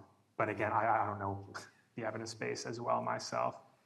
So that was probably the most surprising. And then, of course, I pointed to just false claims, right? It's not addictive. It's approved for something it's not approved for. In terms of the second question was how to help clinicians or prescribers. Right, just are sort of there sift things that we through can, the- right, are there things that we can think about that might help patients and practitioners, right, like just better understand, just be a discerning consumer of the information? I think it's very difficult. Right? Indeed. I mean, we can't expect the layperson, I wouldn't expect myself to be able to sift through and engage in an evidence-based medicine analysis for any given purported use of ketamine. So this is an area where the information needs to be at least not false, ideally not misleading. And it's the sort of thing where clinicians with patients who have these conditions need to be, I think, proactively speaking with their patients about whether this is something that they've ever considered, if it's ever something they've pursued, and they can help them then do that in as safe a way as possible, ideally. Well, and I wonder, is it a space then where, we know that one of the ways to help consumers better navigate challenging situations is to provide them what we do know. So is this a space where it might be helpful for professional associations to kind of illuminate? I mean, we have already seen some, research today about what we're learning, but what else might we do? Yeah, I think, so I am on the board of an organization called the Alliance for Safe Online Pharmacies, and we do a study every year, the ASOP Foundation does a study every year looking at telehealth and online pharmacies. And the results in 2023 showed that as a result of the pandemic, because everything moved towards telehealth, 69% of those surveyed said that they'd be comfortable receiving a controlled substance strictly through telehealth. And so that leaves you as like, wow, how do you know if you can trust these entities that are online? And so I think as you're saying is kind of, how do you work together to educate the public and providers, and what are those best practices? And I'm just going to use this as a teachable moment because there are some best practices. You know, one, are you talking to a real clinician? Are you talking to a real person, or is it an AI computer? Can you verify the credentials of that clinician? Is the platform you're using HIPAA compliant? So you're sharing this information and making sure that your information is protected. Are there these claims that are too good to be true? That's a red flag. And you know, there are other things. What are the reviews? What are your health provider says? So there are things that you need to do your due diligence, and you can't just go online and look for these telehealth providers and then just say, oh, because they're offering ketamine, it must be legal. Yeah, right. Well, so I think that is helpful, right? Just from a framing of consumers and how we think through that in arming consumers in being more savvy in what you find. I mean, I would still have brown hair if all of those things were possible. Can I just add one more Yes. statistic? Because in that same study, what the data showed that I think it was somewhere around 50% of the people believed that if you're doing a search and it shows up on the first page, then that's legal and it's okay. And that's scary. Fascinating. That's right. I don't think passes the FTC Well, I mean, again, fact test. It's a there's belief. no, I'm there's putting no you on the specific spot. Yes. claim on that, but I mean, Yes. yeah, one, again, one issue, sort of going back to, I think, one of the previous panelists is the opportunity to make money from something Right. like this. We had, there's some parallels here to the proliferation of clinics that offer stem cell therapy,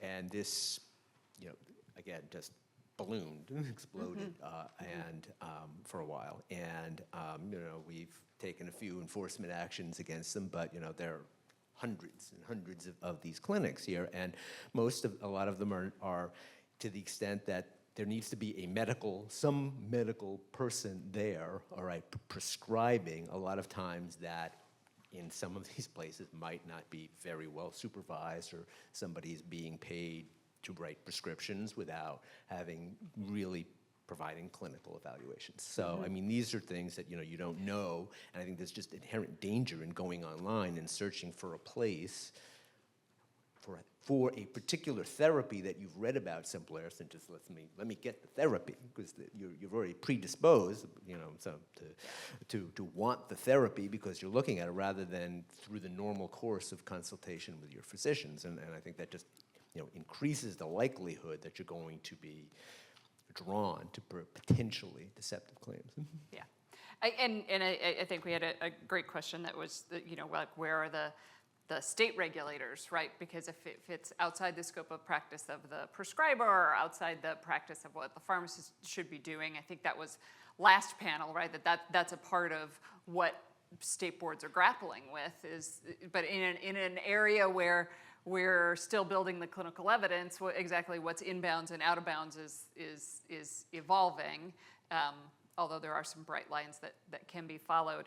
I also want to give voice, we should acknowledge that sometimes those who are searching for a treatment online are searching online because they don't have access to healthcare services and have not been treated well in the system and are looking for an alternative. So we should just recognize there's that component as well. We have 1 minute and 30 seconds before our break, which allows me to say to one of you, who would like the last word and what do you want to say? Your time's ticking.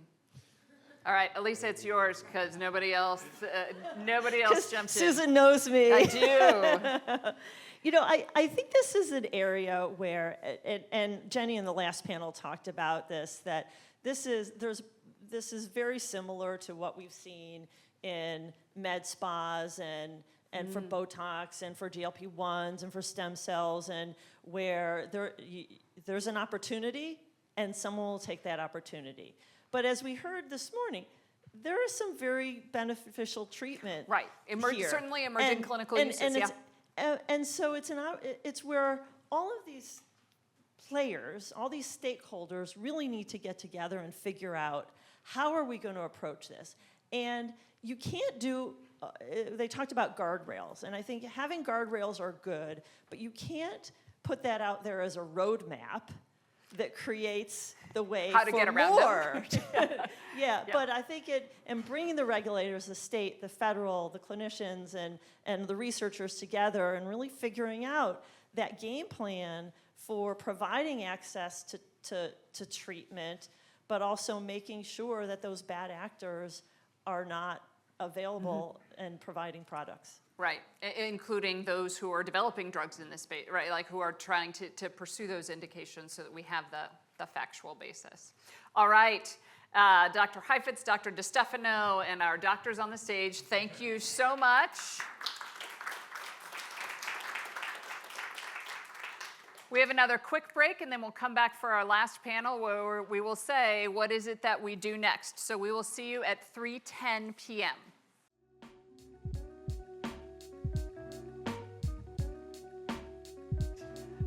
Let's go ahead and get started with our final session. Thank you for returning to join us. We have a great discussion to help us close off the meeting. So we have a few folks who are rejoining us. You've seen them before, and then a few new faces on the stage. So if I go across the stage, a reminder, you've already met Dr. Eric Hermes from the VA. And then next to him, new face, Dr. Caroline Huang, who is a Senior Science Policy Advisor at FDA in CDER's Controlled Substances Program. Second new face, next to Caroline, Captain Harold Gelfand, a physician at the U.S. Navy, Executive Director of the Defense and Veterans Center for Integrative Pain Management. Yes, all right, but I got it. Third new face, Dr. Michelle Kim Leff, who is a senior advisor and acting deputy director at SAMHSA, the Substance Abuse and Mental Health Services Administration. And then back to faces that we have seen before and voices that we will hear again, Dr. Jerry Sanacora and Dr. Lisa Robin. No, doctor. I know, but it's just easier. I get in the mode, and it's easier. So let's start this conversation, and I'm not going to go in order of the row, but I am going to start at that end because Dr. Hermes needs to catch a train. So you said you wanted to go first. What do you want to say? And then we'll talk about what's next in this space. Well, I appreciate it. I have to catch a train, so I got to get going. But what I think sort of we focused on the afternoon a little bit is understanding, what's happening with ketamine for mental health in the community. VA often divides care that it does at VA facilities differently from the care it pays for in the community. And one of the panelists sort of accurately identified the fact that the ketamine that VA delivers, over half of that ketamine is from community providers. And so we, as an institution, run into kind of the same issues with understanding the quality of that care that we've talked about today. And so we are limited by law on the type of data we can ask from our community providers on how they're delivering the care and the outcomes of that care. And so we have kind of really a dark spot in terms of the understanding the quality of the care for half of the ketamine that we deliver to our veterans. So it's an issue that we're working on as well. And so I just wanted to sort of put that out there, that we run into some of the same issues as an integrated health system that the wider community is running into. So I appreciate that. Yeah. So as we think of that, about that potential future use of ketamine, I think earlier we're thinking, oh, the VA is going to be this great place to study. It is, and then there's a reality that you've just helped us understand the context and some of the dynamics that there's in facility and more broadly. So it's a classic story of the VA. The VA is a great place, but then there are aspects of the VA that are a little bit less than that. So, but I do appreciate the time. I do have to go, so thank you. Yes. Yep. All right. So then I do want to, let me turn first to Dr. Leff. You know, SAMHSA looks at a number of different things, but as you've been sitting here today, what are you thinking about in the emerging use of ketamine and what it might mean to the work that SAMHSA does? Thank you. Yes, so first, I just want to do a little table setting and talk about SAMHSA and our mission. We are an agency within HHS, and we are, when you think about HHS and improving the lives and health of anyone and everyone living in the U.S., that is our mission in the area of behavioral health, and that includes substance use prevention, substance use treatment, and mental health services. So when I think about today, SAMHSA is very interested in the developments, you know, in both looking at what is going on in terms of recreational use and misuse, so what Dr. Palomar had mentioned, and we are actively looking at that because there definitely is a place for us in terms of prevention and substance use treatment. But we're also very interested in looking at ketamine as an emerging therapeutic too. At this point, you know, well, not at this, well, we do follow, we always follow the policy set forth by HHS. And at this point, ketamine treatment is not considered an allowable expense for SAMHSA grant funds. And so therefore, at this point, we are not monitoring or collecting any ketamine clinical data. And then the other thing I just want to say, so, you know, we try to make sure that we can provide people more access to treatment. So I think when in this conversation, we really have to think about access and affordability and equity in terms of who gets these treatments. Yes, and what's driving some of that need and that whole holistic question. Absolutely. That's really helpful, and we'll come back as we talk about it and just think through, you know, what are things that each of us heard, and where do we think there is an opportunity to improve the just what we're seeing and have better use of ketamine. So I want to turn Captain Gelfand to you, because the Department of Defense has some experience here that might be helpful just to help us further round out this conversation. Certainly. So thank you for having me. I do appreciate the opportunity to speak on behalf of the DoD. So one thing that struck me in the talks we've had with regard to ketamine were two big things. Firstly, ketamine is very much an orphan drug with evolving indications. So the problem we have, that will have impact on a large segments of our population. So the issue we run into is because truly being a 50-year-old drug, there is no fiscal incentive to seek those regulatory approval processes to the extent that we would normally pursue for a new or novel drug.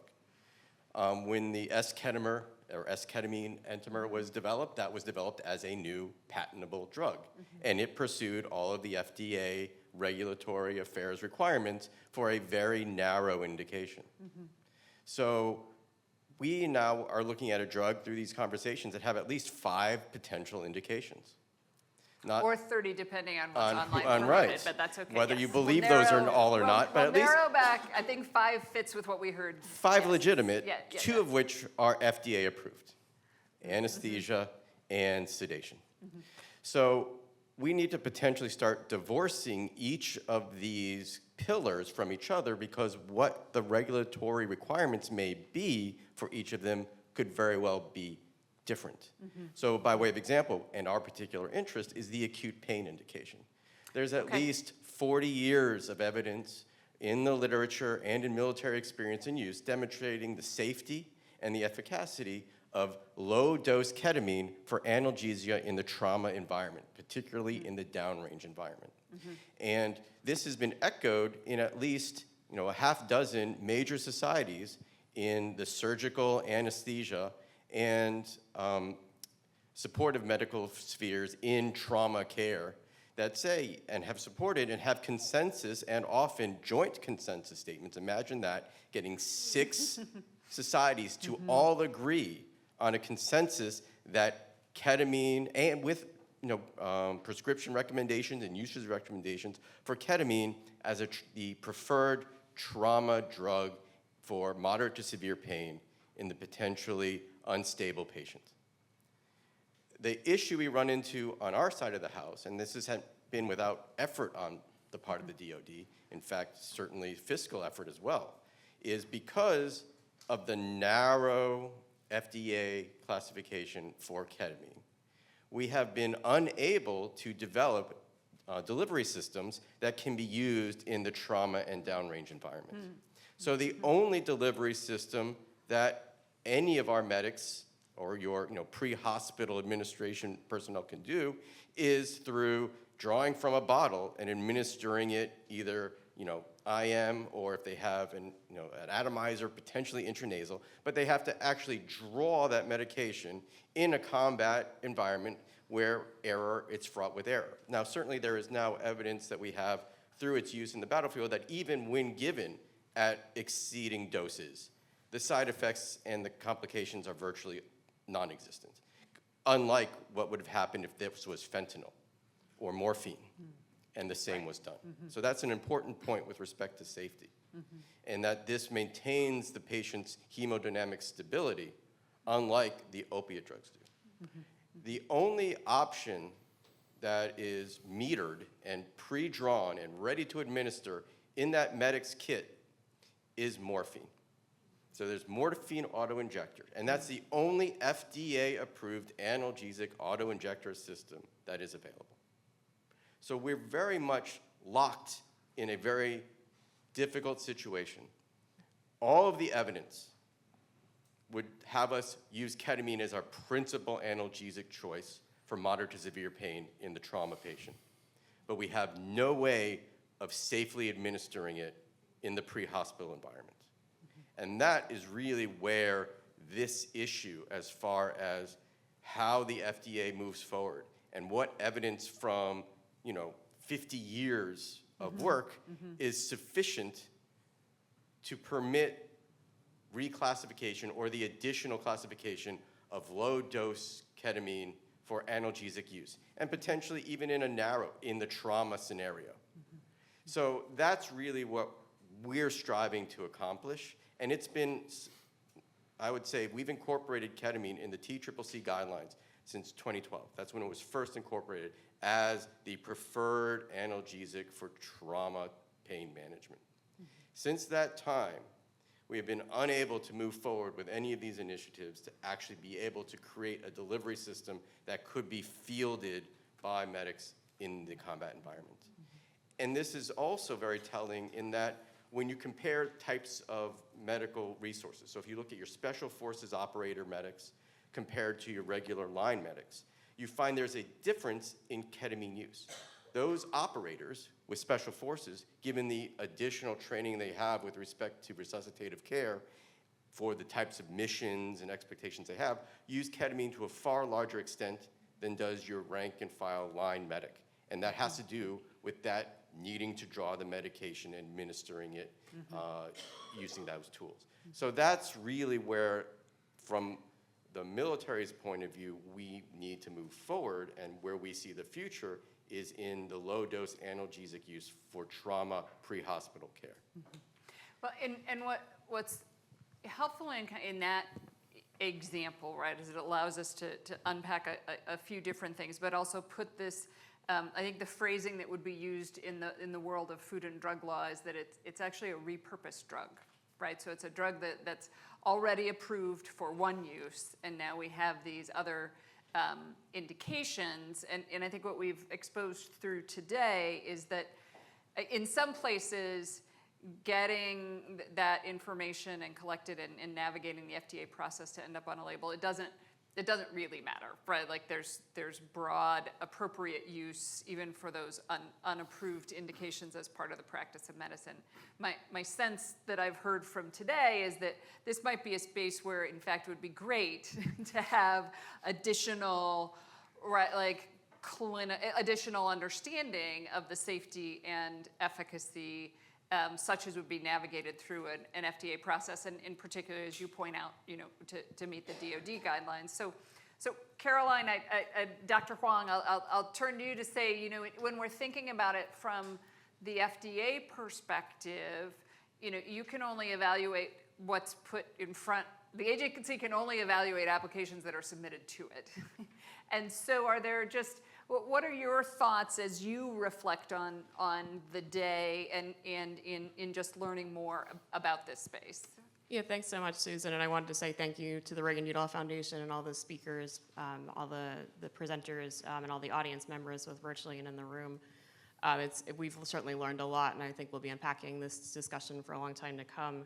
I think I actually want to start a little bit further back, which is that I think one of the things that we've heard today is that there's really a gap in the accessibility and also the acceptability and the effectiveness of different kinds of approved medications from the perspective of patients and providers. And so that's really made it not surprising then that you have people that are looking to use something like a ketamine for these emerging areas of therapeutic interest. And I think you teed me up very nicely because we do have an established pathway for looking at how we are going to evaluate whether something is safe and effective for a given indication there. And certainly you have heard different perspectives today on ways in which some of the the regulatory barriers and whatnot might be challenging. I think I would actually go to Lisa Harding's framing of that and saying that it's really for safety reasons. We really want to make sure that we can stand behind the safety and efficacy of a drug once we've approved it for a particular indication. All that said, I think that FDA has really leaned into looking at the modernization of clinical trials. We recently launched our CEDAR Center for Clinical Trial Innovation. I had to look that one up because it's C3TI, and that's the only way that I know. Yeah, I was going to say, it's C3TI. I can't tell you what it means. Federal means we only do acronyms, and I don't know the full names of anything. But I'd say that, and also I think in the last couple of years, we've really issued some guidances on things like real-world data and real-world evidence, and also on how we modernize clinical trials. So I think there's a recognition that there are different kinds of emerging evidence that are also important there. So I don't think that's going to solve your problem tomorrow. But I think the other piece of the day is that I think we've really talked a lot about the need for better data collection, a lot of the challenges in kind of looking at different aspects of ketamine and especially kind of the long-term effects there, and the need for kind of blending better clinical trials along with things like registries. And so I think I'd just close by saying that I think this is hopefully the start of our collaboration with everyone on the stage and kind of our audience and whatnot. And not the end of it. I think that certainly our federal partners certainly know where to find us. And I think it's certainly an ongoing conversation where we need a lot of different voices here because there is a lot of need, and we want to make sure that we do it in a responsible way. Mm-hmm.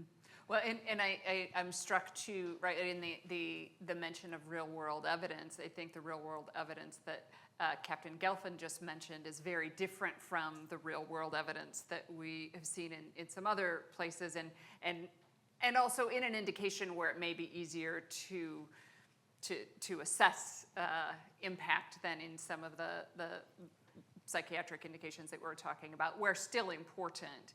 But I think that will be perhaps something that the agency would. There are mechanisms for that to be presented to the agency. That's the way I should say that. So let me turn, Lisa, to you, and then I'll turn to you, Dr. Senachor, and let's turn this into a conversation. But Lisa, we heard a lot about the policy and regulatory issues and things that are happening at the state and the federal level. what might you want to highlight, and then are there things that we should be thinking about doing that would help the state regulators? Because I will say, when I saw some of those slides in the last session, I just thought, oh, I'm glad I don't sit on a state board of anything. What a challenge. So, yes, I mean, I think I really appreciate being here. And it just is so apparent that there is such a gap. And I think if we don't have some guidance, and I loved what you said, I think this is an area where we really need some guidance from FDA if possible.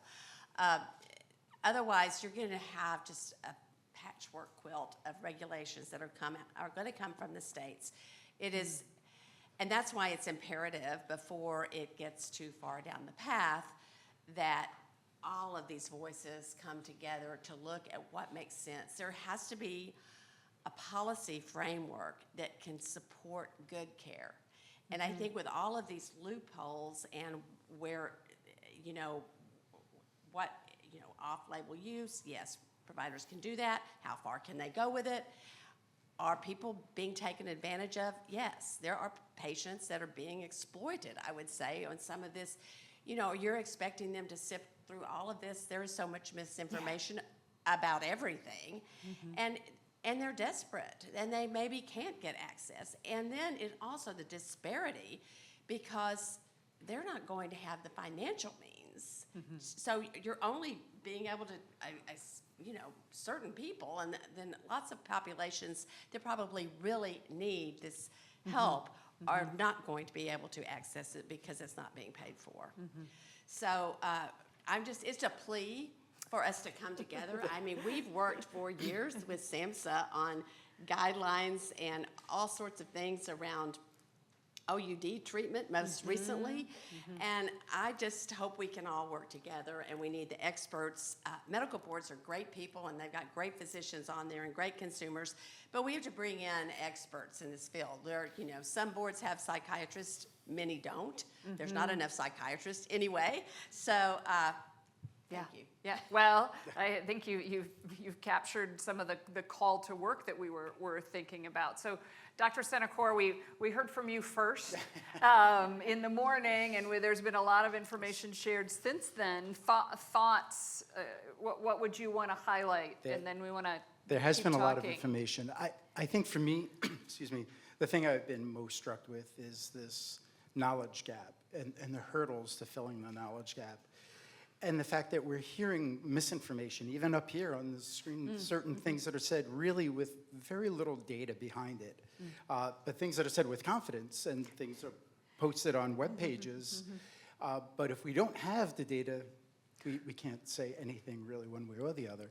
And we've been put in a really difficult situation, in many ways, to try to get this data, because there are really pretty firm rules around what we can do. For example, we've recently been awarded some PCORI funding to do a large head-to-head study of Spravato versus IV ketamine, and looking at that.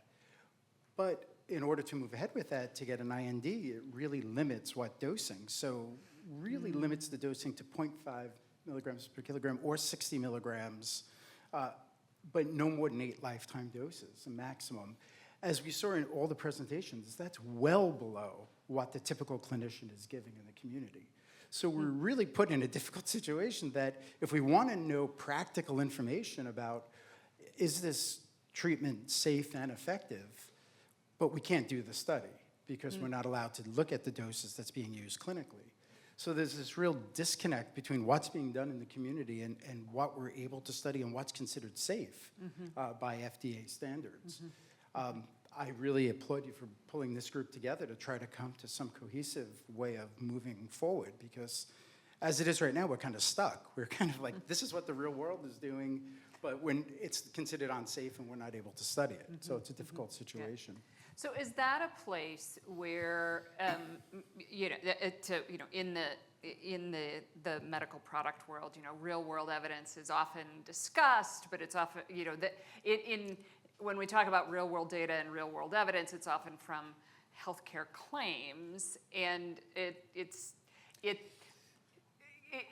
seems like this is a space where could we use the real world data to at least help inform and justify saying, well, here's why we'd like the dose to be in this space? And actually, Captain Gelfand, I'd love your thoughts on kind of the real world data you've generated in the Department of Defense use, and how should we be thinking about it's real world data to generate real world evidence that may not be what's dispositive, but can it help us structure the studies better or something else? Exactly, and we've heard it a few times today that there's multiple different types of data that's very important. Registry type data, looking at real world that way is very important, but also having some more controlled clinical trial type data to come together with that is really important. And I think we need both types of data to really be informed about what is safe and efficacious. So I think we do need both of that, but we need to be doing studies that reflect what's being used in the real world. And if what's being used in the real world is really that dangerous, we should know about it, and that message should get across. Right. And that'll require some information, right, like about what are the formulations that are being used, right? That it'll require a little bit of the granularity of the data that maybe we're not quite thinking through today. Yeah. But Captain Gelfand, help us understand kind of, you've got the use and the performance use. Can you give us a little bit of a better picture of kind of what does that data look like? Because it's also delivered in an environment, you know, where I'm guessing there's not a scanning of any. Well. So most of the analysis that we're able to do, particularly of our experience in the battlefield, comes from the Joint Trauma Registry. So the Joint Trauma System does maintain a registry of those patients that go through the evacuation in the medevac process. You know, is that data 100% complete? No, there are often gaps by virtue of how the patient was initially cared at the point of injury and the movement of that information in that record with the patient as they go through the evacuation system. But typically, once they get to one of the more stable roles of care, the picture becomes pretty clear and we have pretty reliable information. So most of our analysis comes from the data that is part of that trauma registry. Okay. And what it has shown is, like I've already touched upon, like usage, that we see more usage in special forces of ketamine than in regular line forces. Interestingly enough, our experience in Iraq and Afghanistan, patients that were local, so basically indigenous populations, got more ketamine than military personnel. Not exactly sure why that was, but it was one of the patterns that was observed in the data.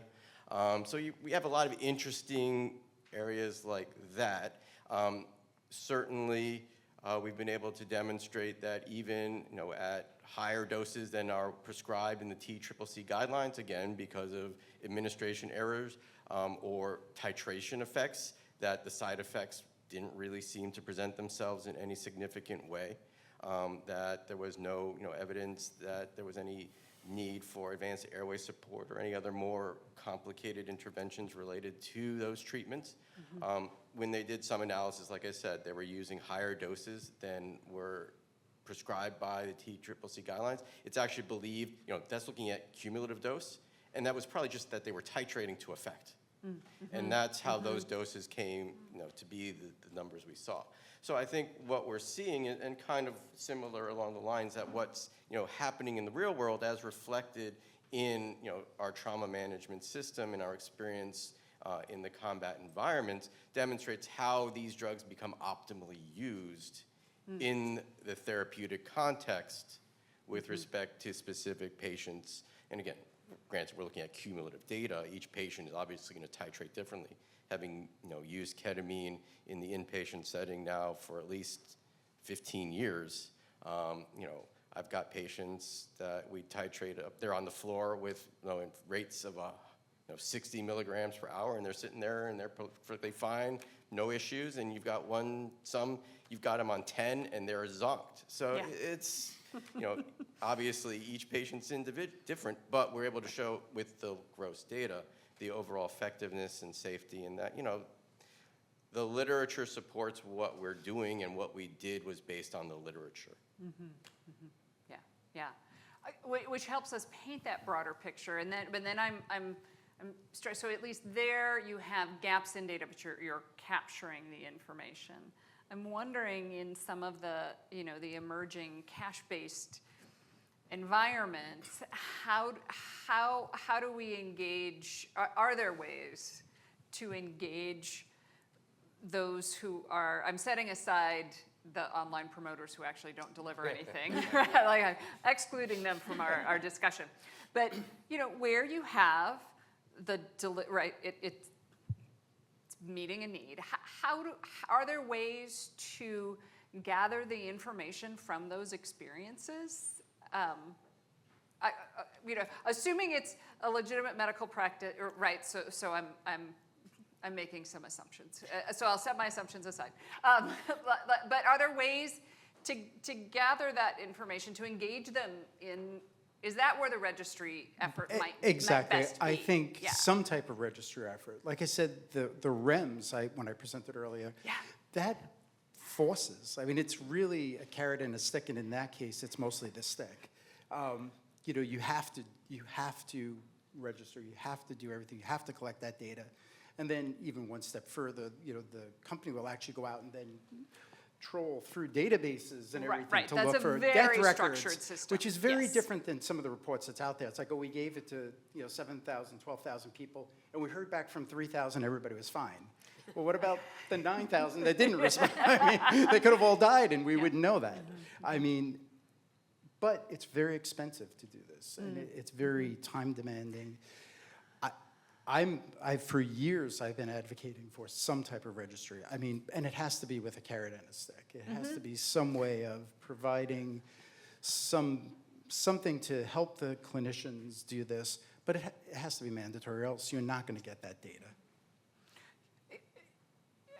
Well, and I was thinking, right, that registries in the rare disease space, for example, kind of grow from first they're best described as a phone book, right? Who has this rare disease? And then you engage to the registry component, which is, could we engage you in this exercise where the information is gathered so that we can learn from it? We might have to start voluntary, but I see the intrigue of the patient registry may be more to gather the experience so that we know what's happening to then inform the clinical trial. Exactly, even to know what dose. I mean, I was shocked when I'm learning that the average dose that people are getting by the end of treatment is above 1 milligram per kilogram. That is well above what most FDA guidance would say is safe. Most of the guidance would say 60 milligrams per day, max, and no more than 8 doses. That's what, but what people are getting in the community is much above that. And there's a disconnect there. Right. Well, and then I think that's where the question is, so can we do better, right? Is that an anecdotal report, or is there a way to engage, right, and gather that information? So we've done a lot on registries and kind of the data gap, and through the idea, right, like this is a place where we need for the repurposed drug. There would be benefit in navigating the FDA process for additional indications for a repurposed drug. What else should we be thinking about? Dr. Leff, if you think,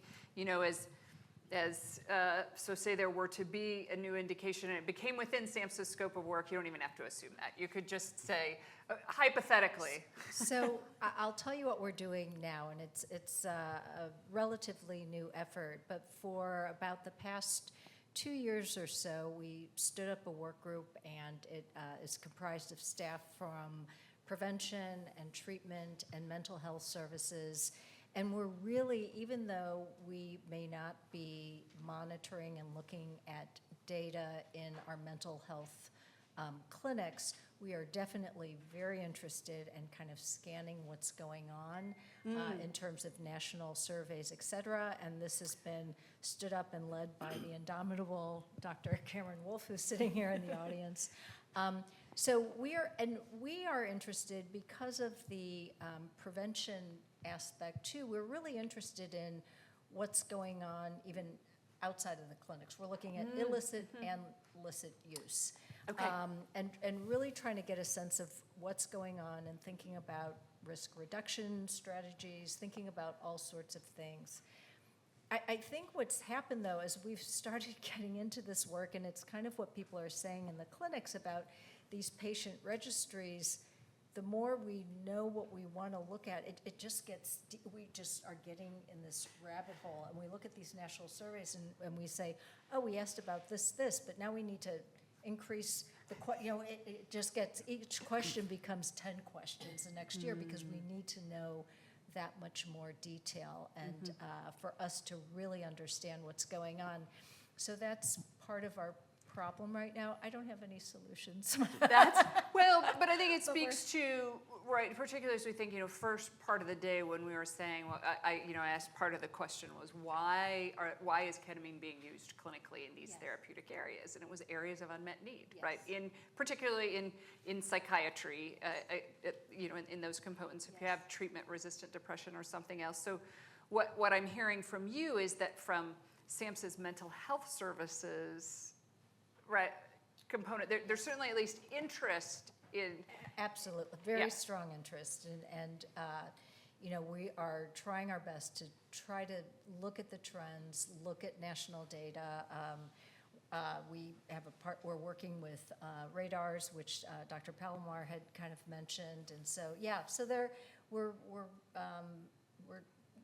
trying some things out, but it's very challenging. Yeah.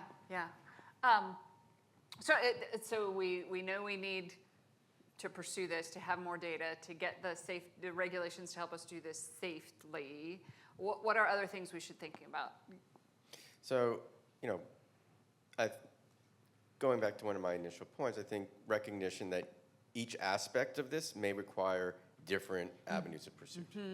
So what you might need to address the mental health uses is not the same as what you might need to address the acute pain uses or the chronic pain uses. There may be some relationships, and certainly when you're looking at overall safety data, you could pool those populations together and get combined safety information, but you might not need the same level of evidence to permit one to move forward, and while the other one, the evidence isn't there because of it hasn't been investigated to that level. It hasn't been used to that degree to show that it's truly beneficial. We know there's plenty of examples of drugs that showed plenty of promise at first, but then when it came time to application, they did not work.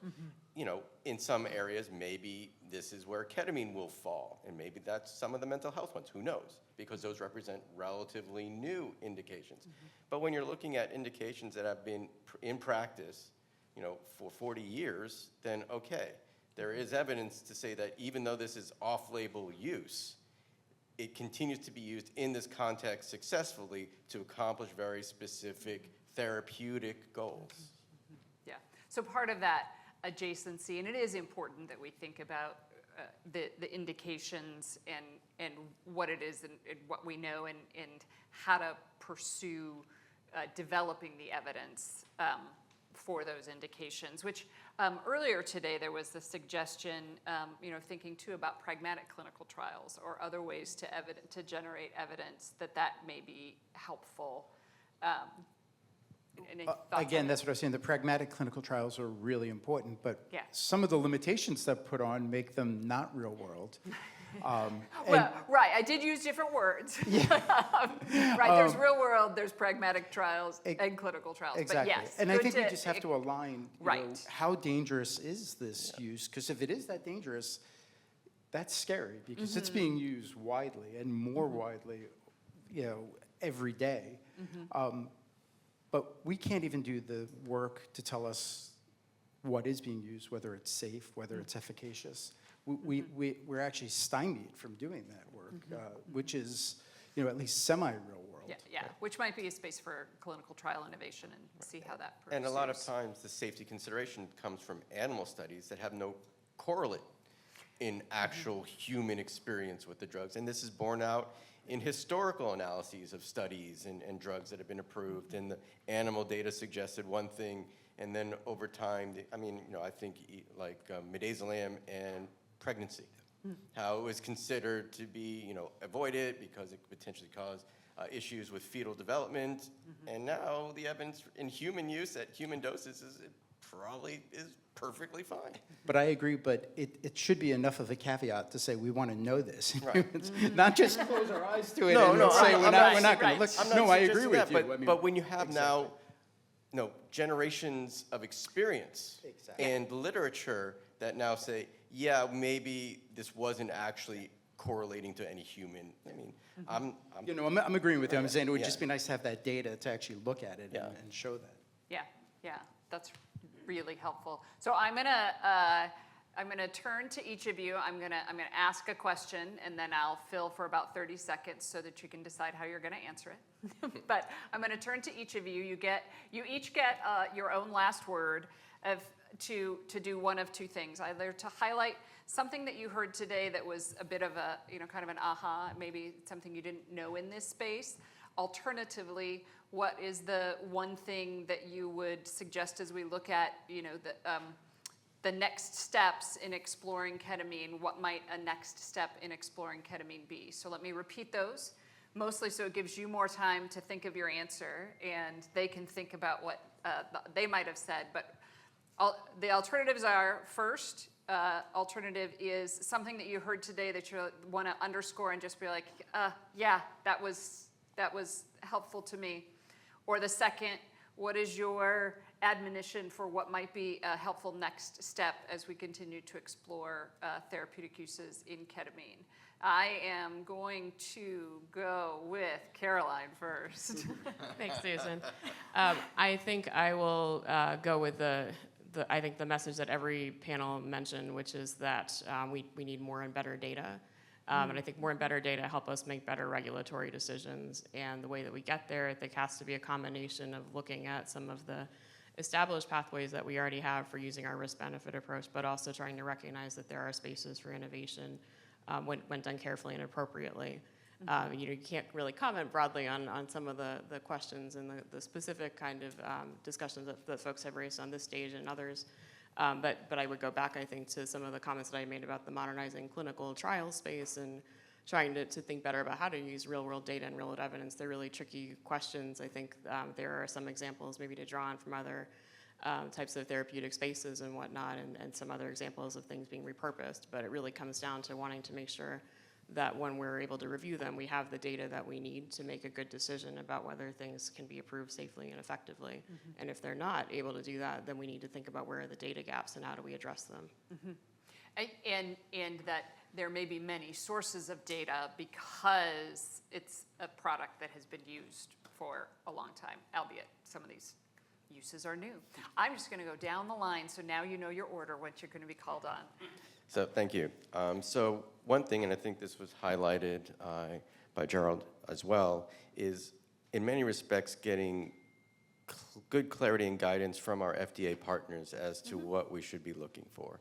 And I'll give an example. There were some draft guidance put out as far as approving analgesic medications in the future, and it needed to demonstrate non-inferiority to existing medication options, which represents a significant departure from demonstration of effectiveness against placebo. Now, if we're looking at in the context of a drug like ketamine, then okay, what we're looking at is a specific indication and also a way to move away from opiates as our principal analgesic source. And if we're being told, we have to show that this drug is not inferior to morphine in providing analgesia, and I would say good luck, because morphine is very effective. And what ends up happening is you have to kind of play with how you administer it. And you have to see, well, where's the highest bioavailability for each one? Maybe we can play that game and use the context where ketamine is more bioavailable in particular administration than the morphine equivalent would be. But if you're comparing it to something that is a potent opiate, because that is the standard now that we've been told or has been suggested in the draft guidance, then how are you going to move forward with any kind of analgesic? Because, yeah, maybe it's not as good as an opiate, but it's good enough and it avoids all the issues that comes with opiates.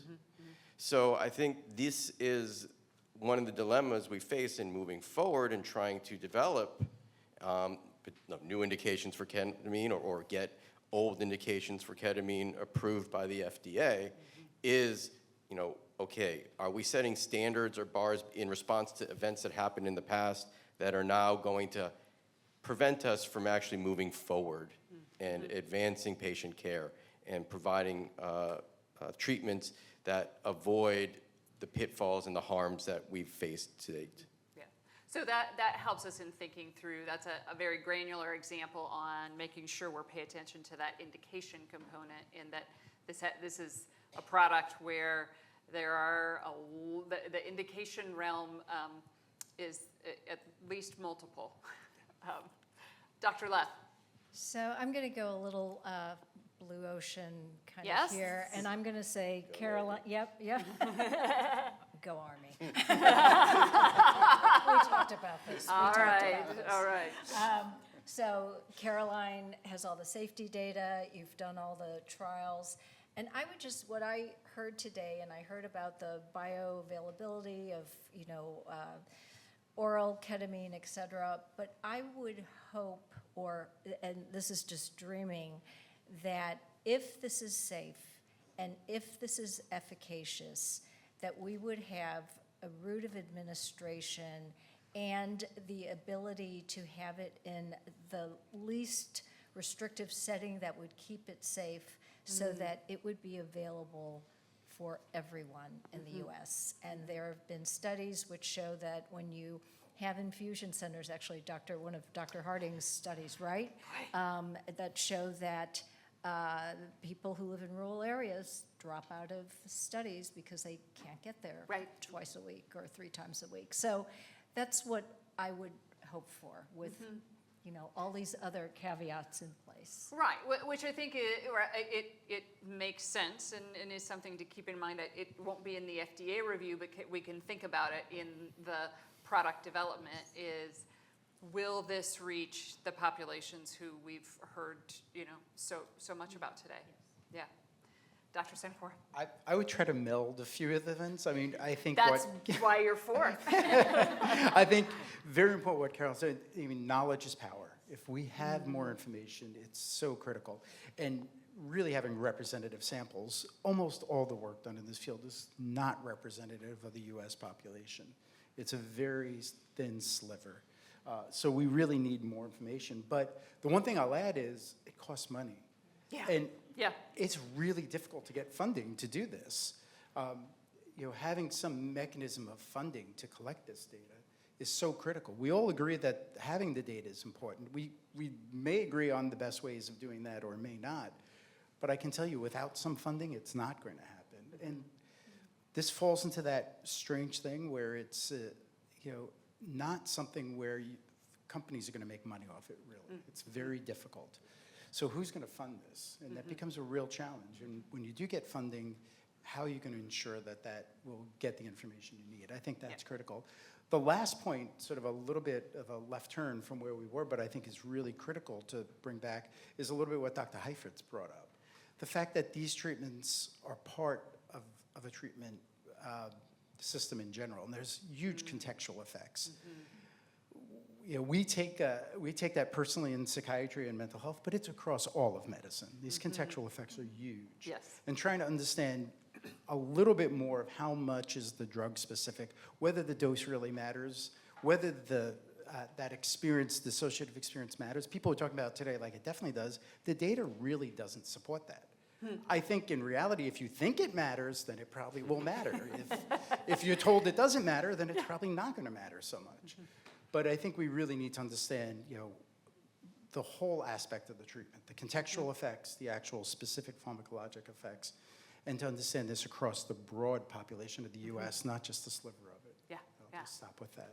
Very helpful. And Lisa will turn, I always like to give a regulator or representative of regulators the last word. So, Well, that's Lisa nice, Robbins. because we're often not the most popular. Remember, it's the Cool Kids Club. We said that in session 1. So Yes, I agree with everything. And I think what was an aha moment to me was this lack of, the paucity of real research or any evidence for what seems very, in some cases, very sexy, I guess. At That's least the very right term. popular, yes. Popular. But we must do all of that, and we need the research, and we need to look at this. But we have a real problem in the States because there is a proliferation of these clinics, and from my understanding of talking to my boards, that many of them are not doing good medicine. Okay. And not having oversight by, not very much oversight, if any. And so I think we don't have time just to do nothing. Yeah. So there's going to have to be, there's going to be some bad outcomes, I fear, because you've seen it in a lot. And I was very upset to hear that, now the IV hydration, which is another thing that's got a lot of people worried about, are also offering the ketamine. And I think we must realize what's going on out there. And as it was said earlier in the day, it's kind of the Wild West. So thank you. There we go. All right. We've got to get to work. That was the last word. And so as we finish up today, I'll just say let's thank our panel for helping us think about the future. Thanks to you and to all of our speakers. What an illuminating day. My talking points say that I was supposed to say that we answered many of our questions on the clinical uses of ketamine, and I can't say that. But we did share a lot of information about those emerging clinical uses, about the challenges that we see, about the reality and the environment. And so I hope that you have learned a lot. Just a reminder, we will be posting the taping, the recording of today's material, the transcript, and all of the slides later this week. Thank you so much. Be well and take care.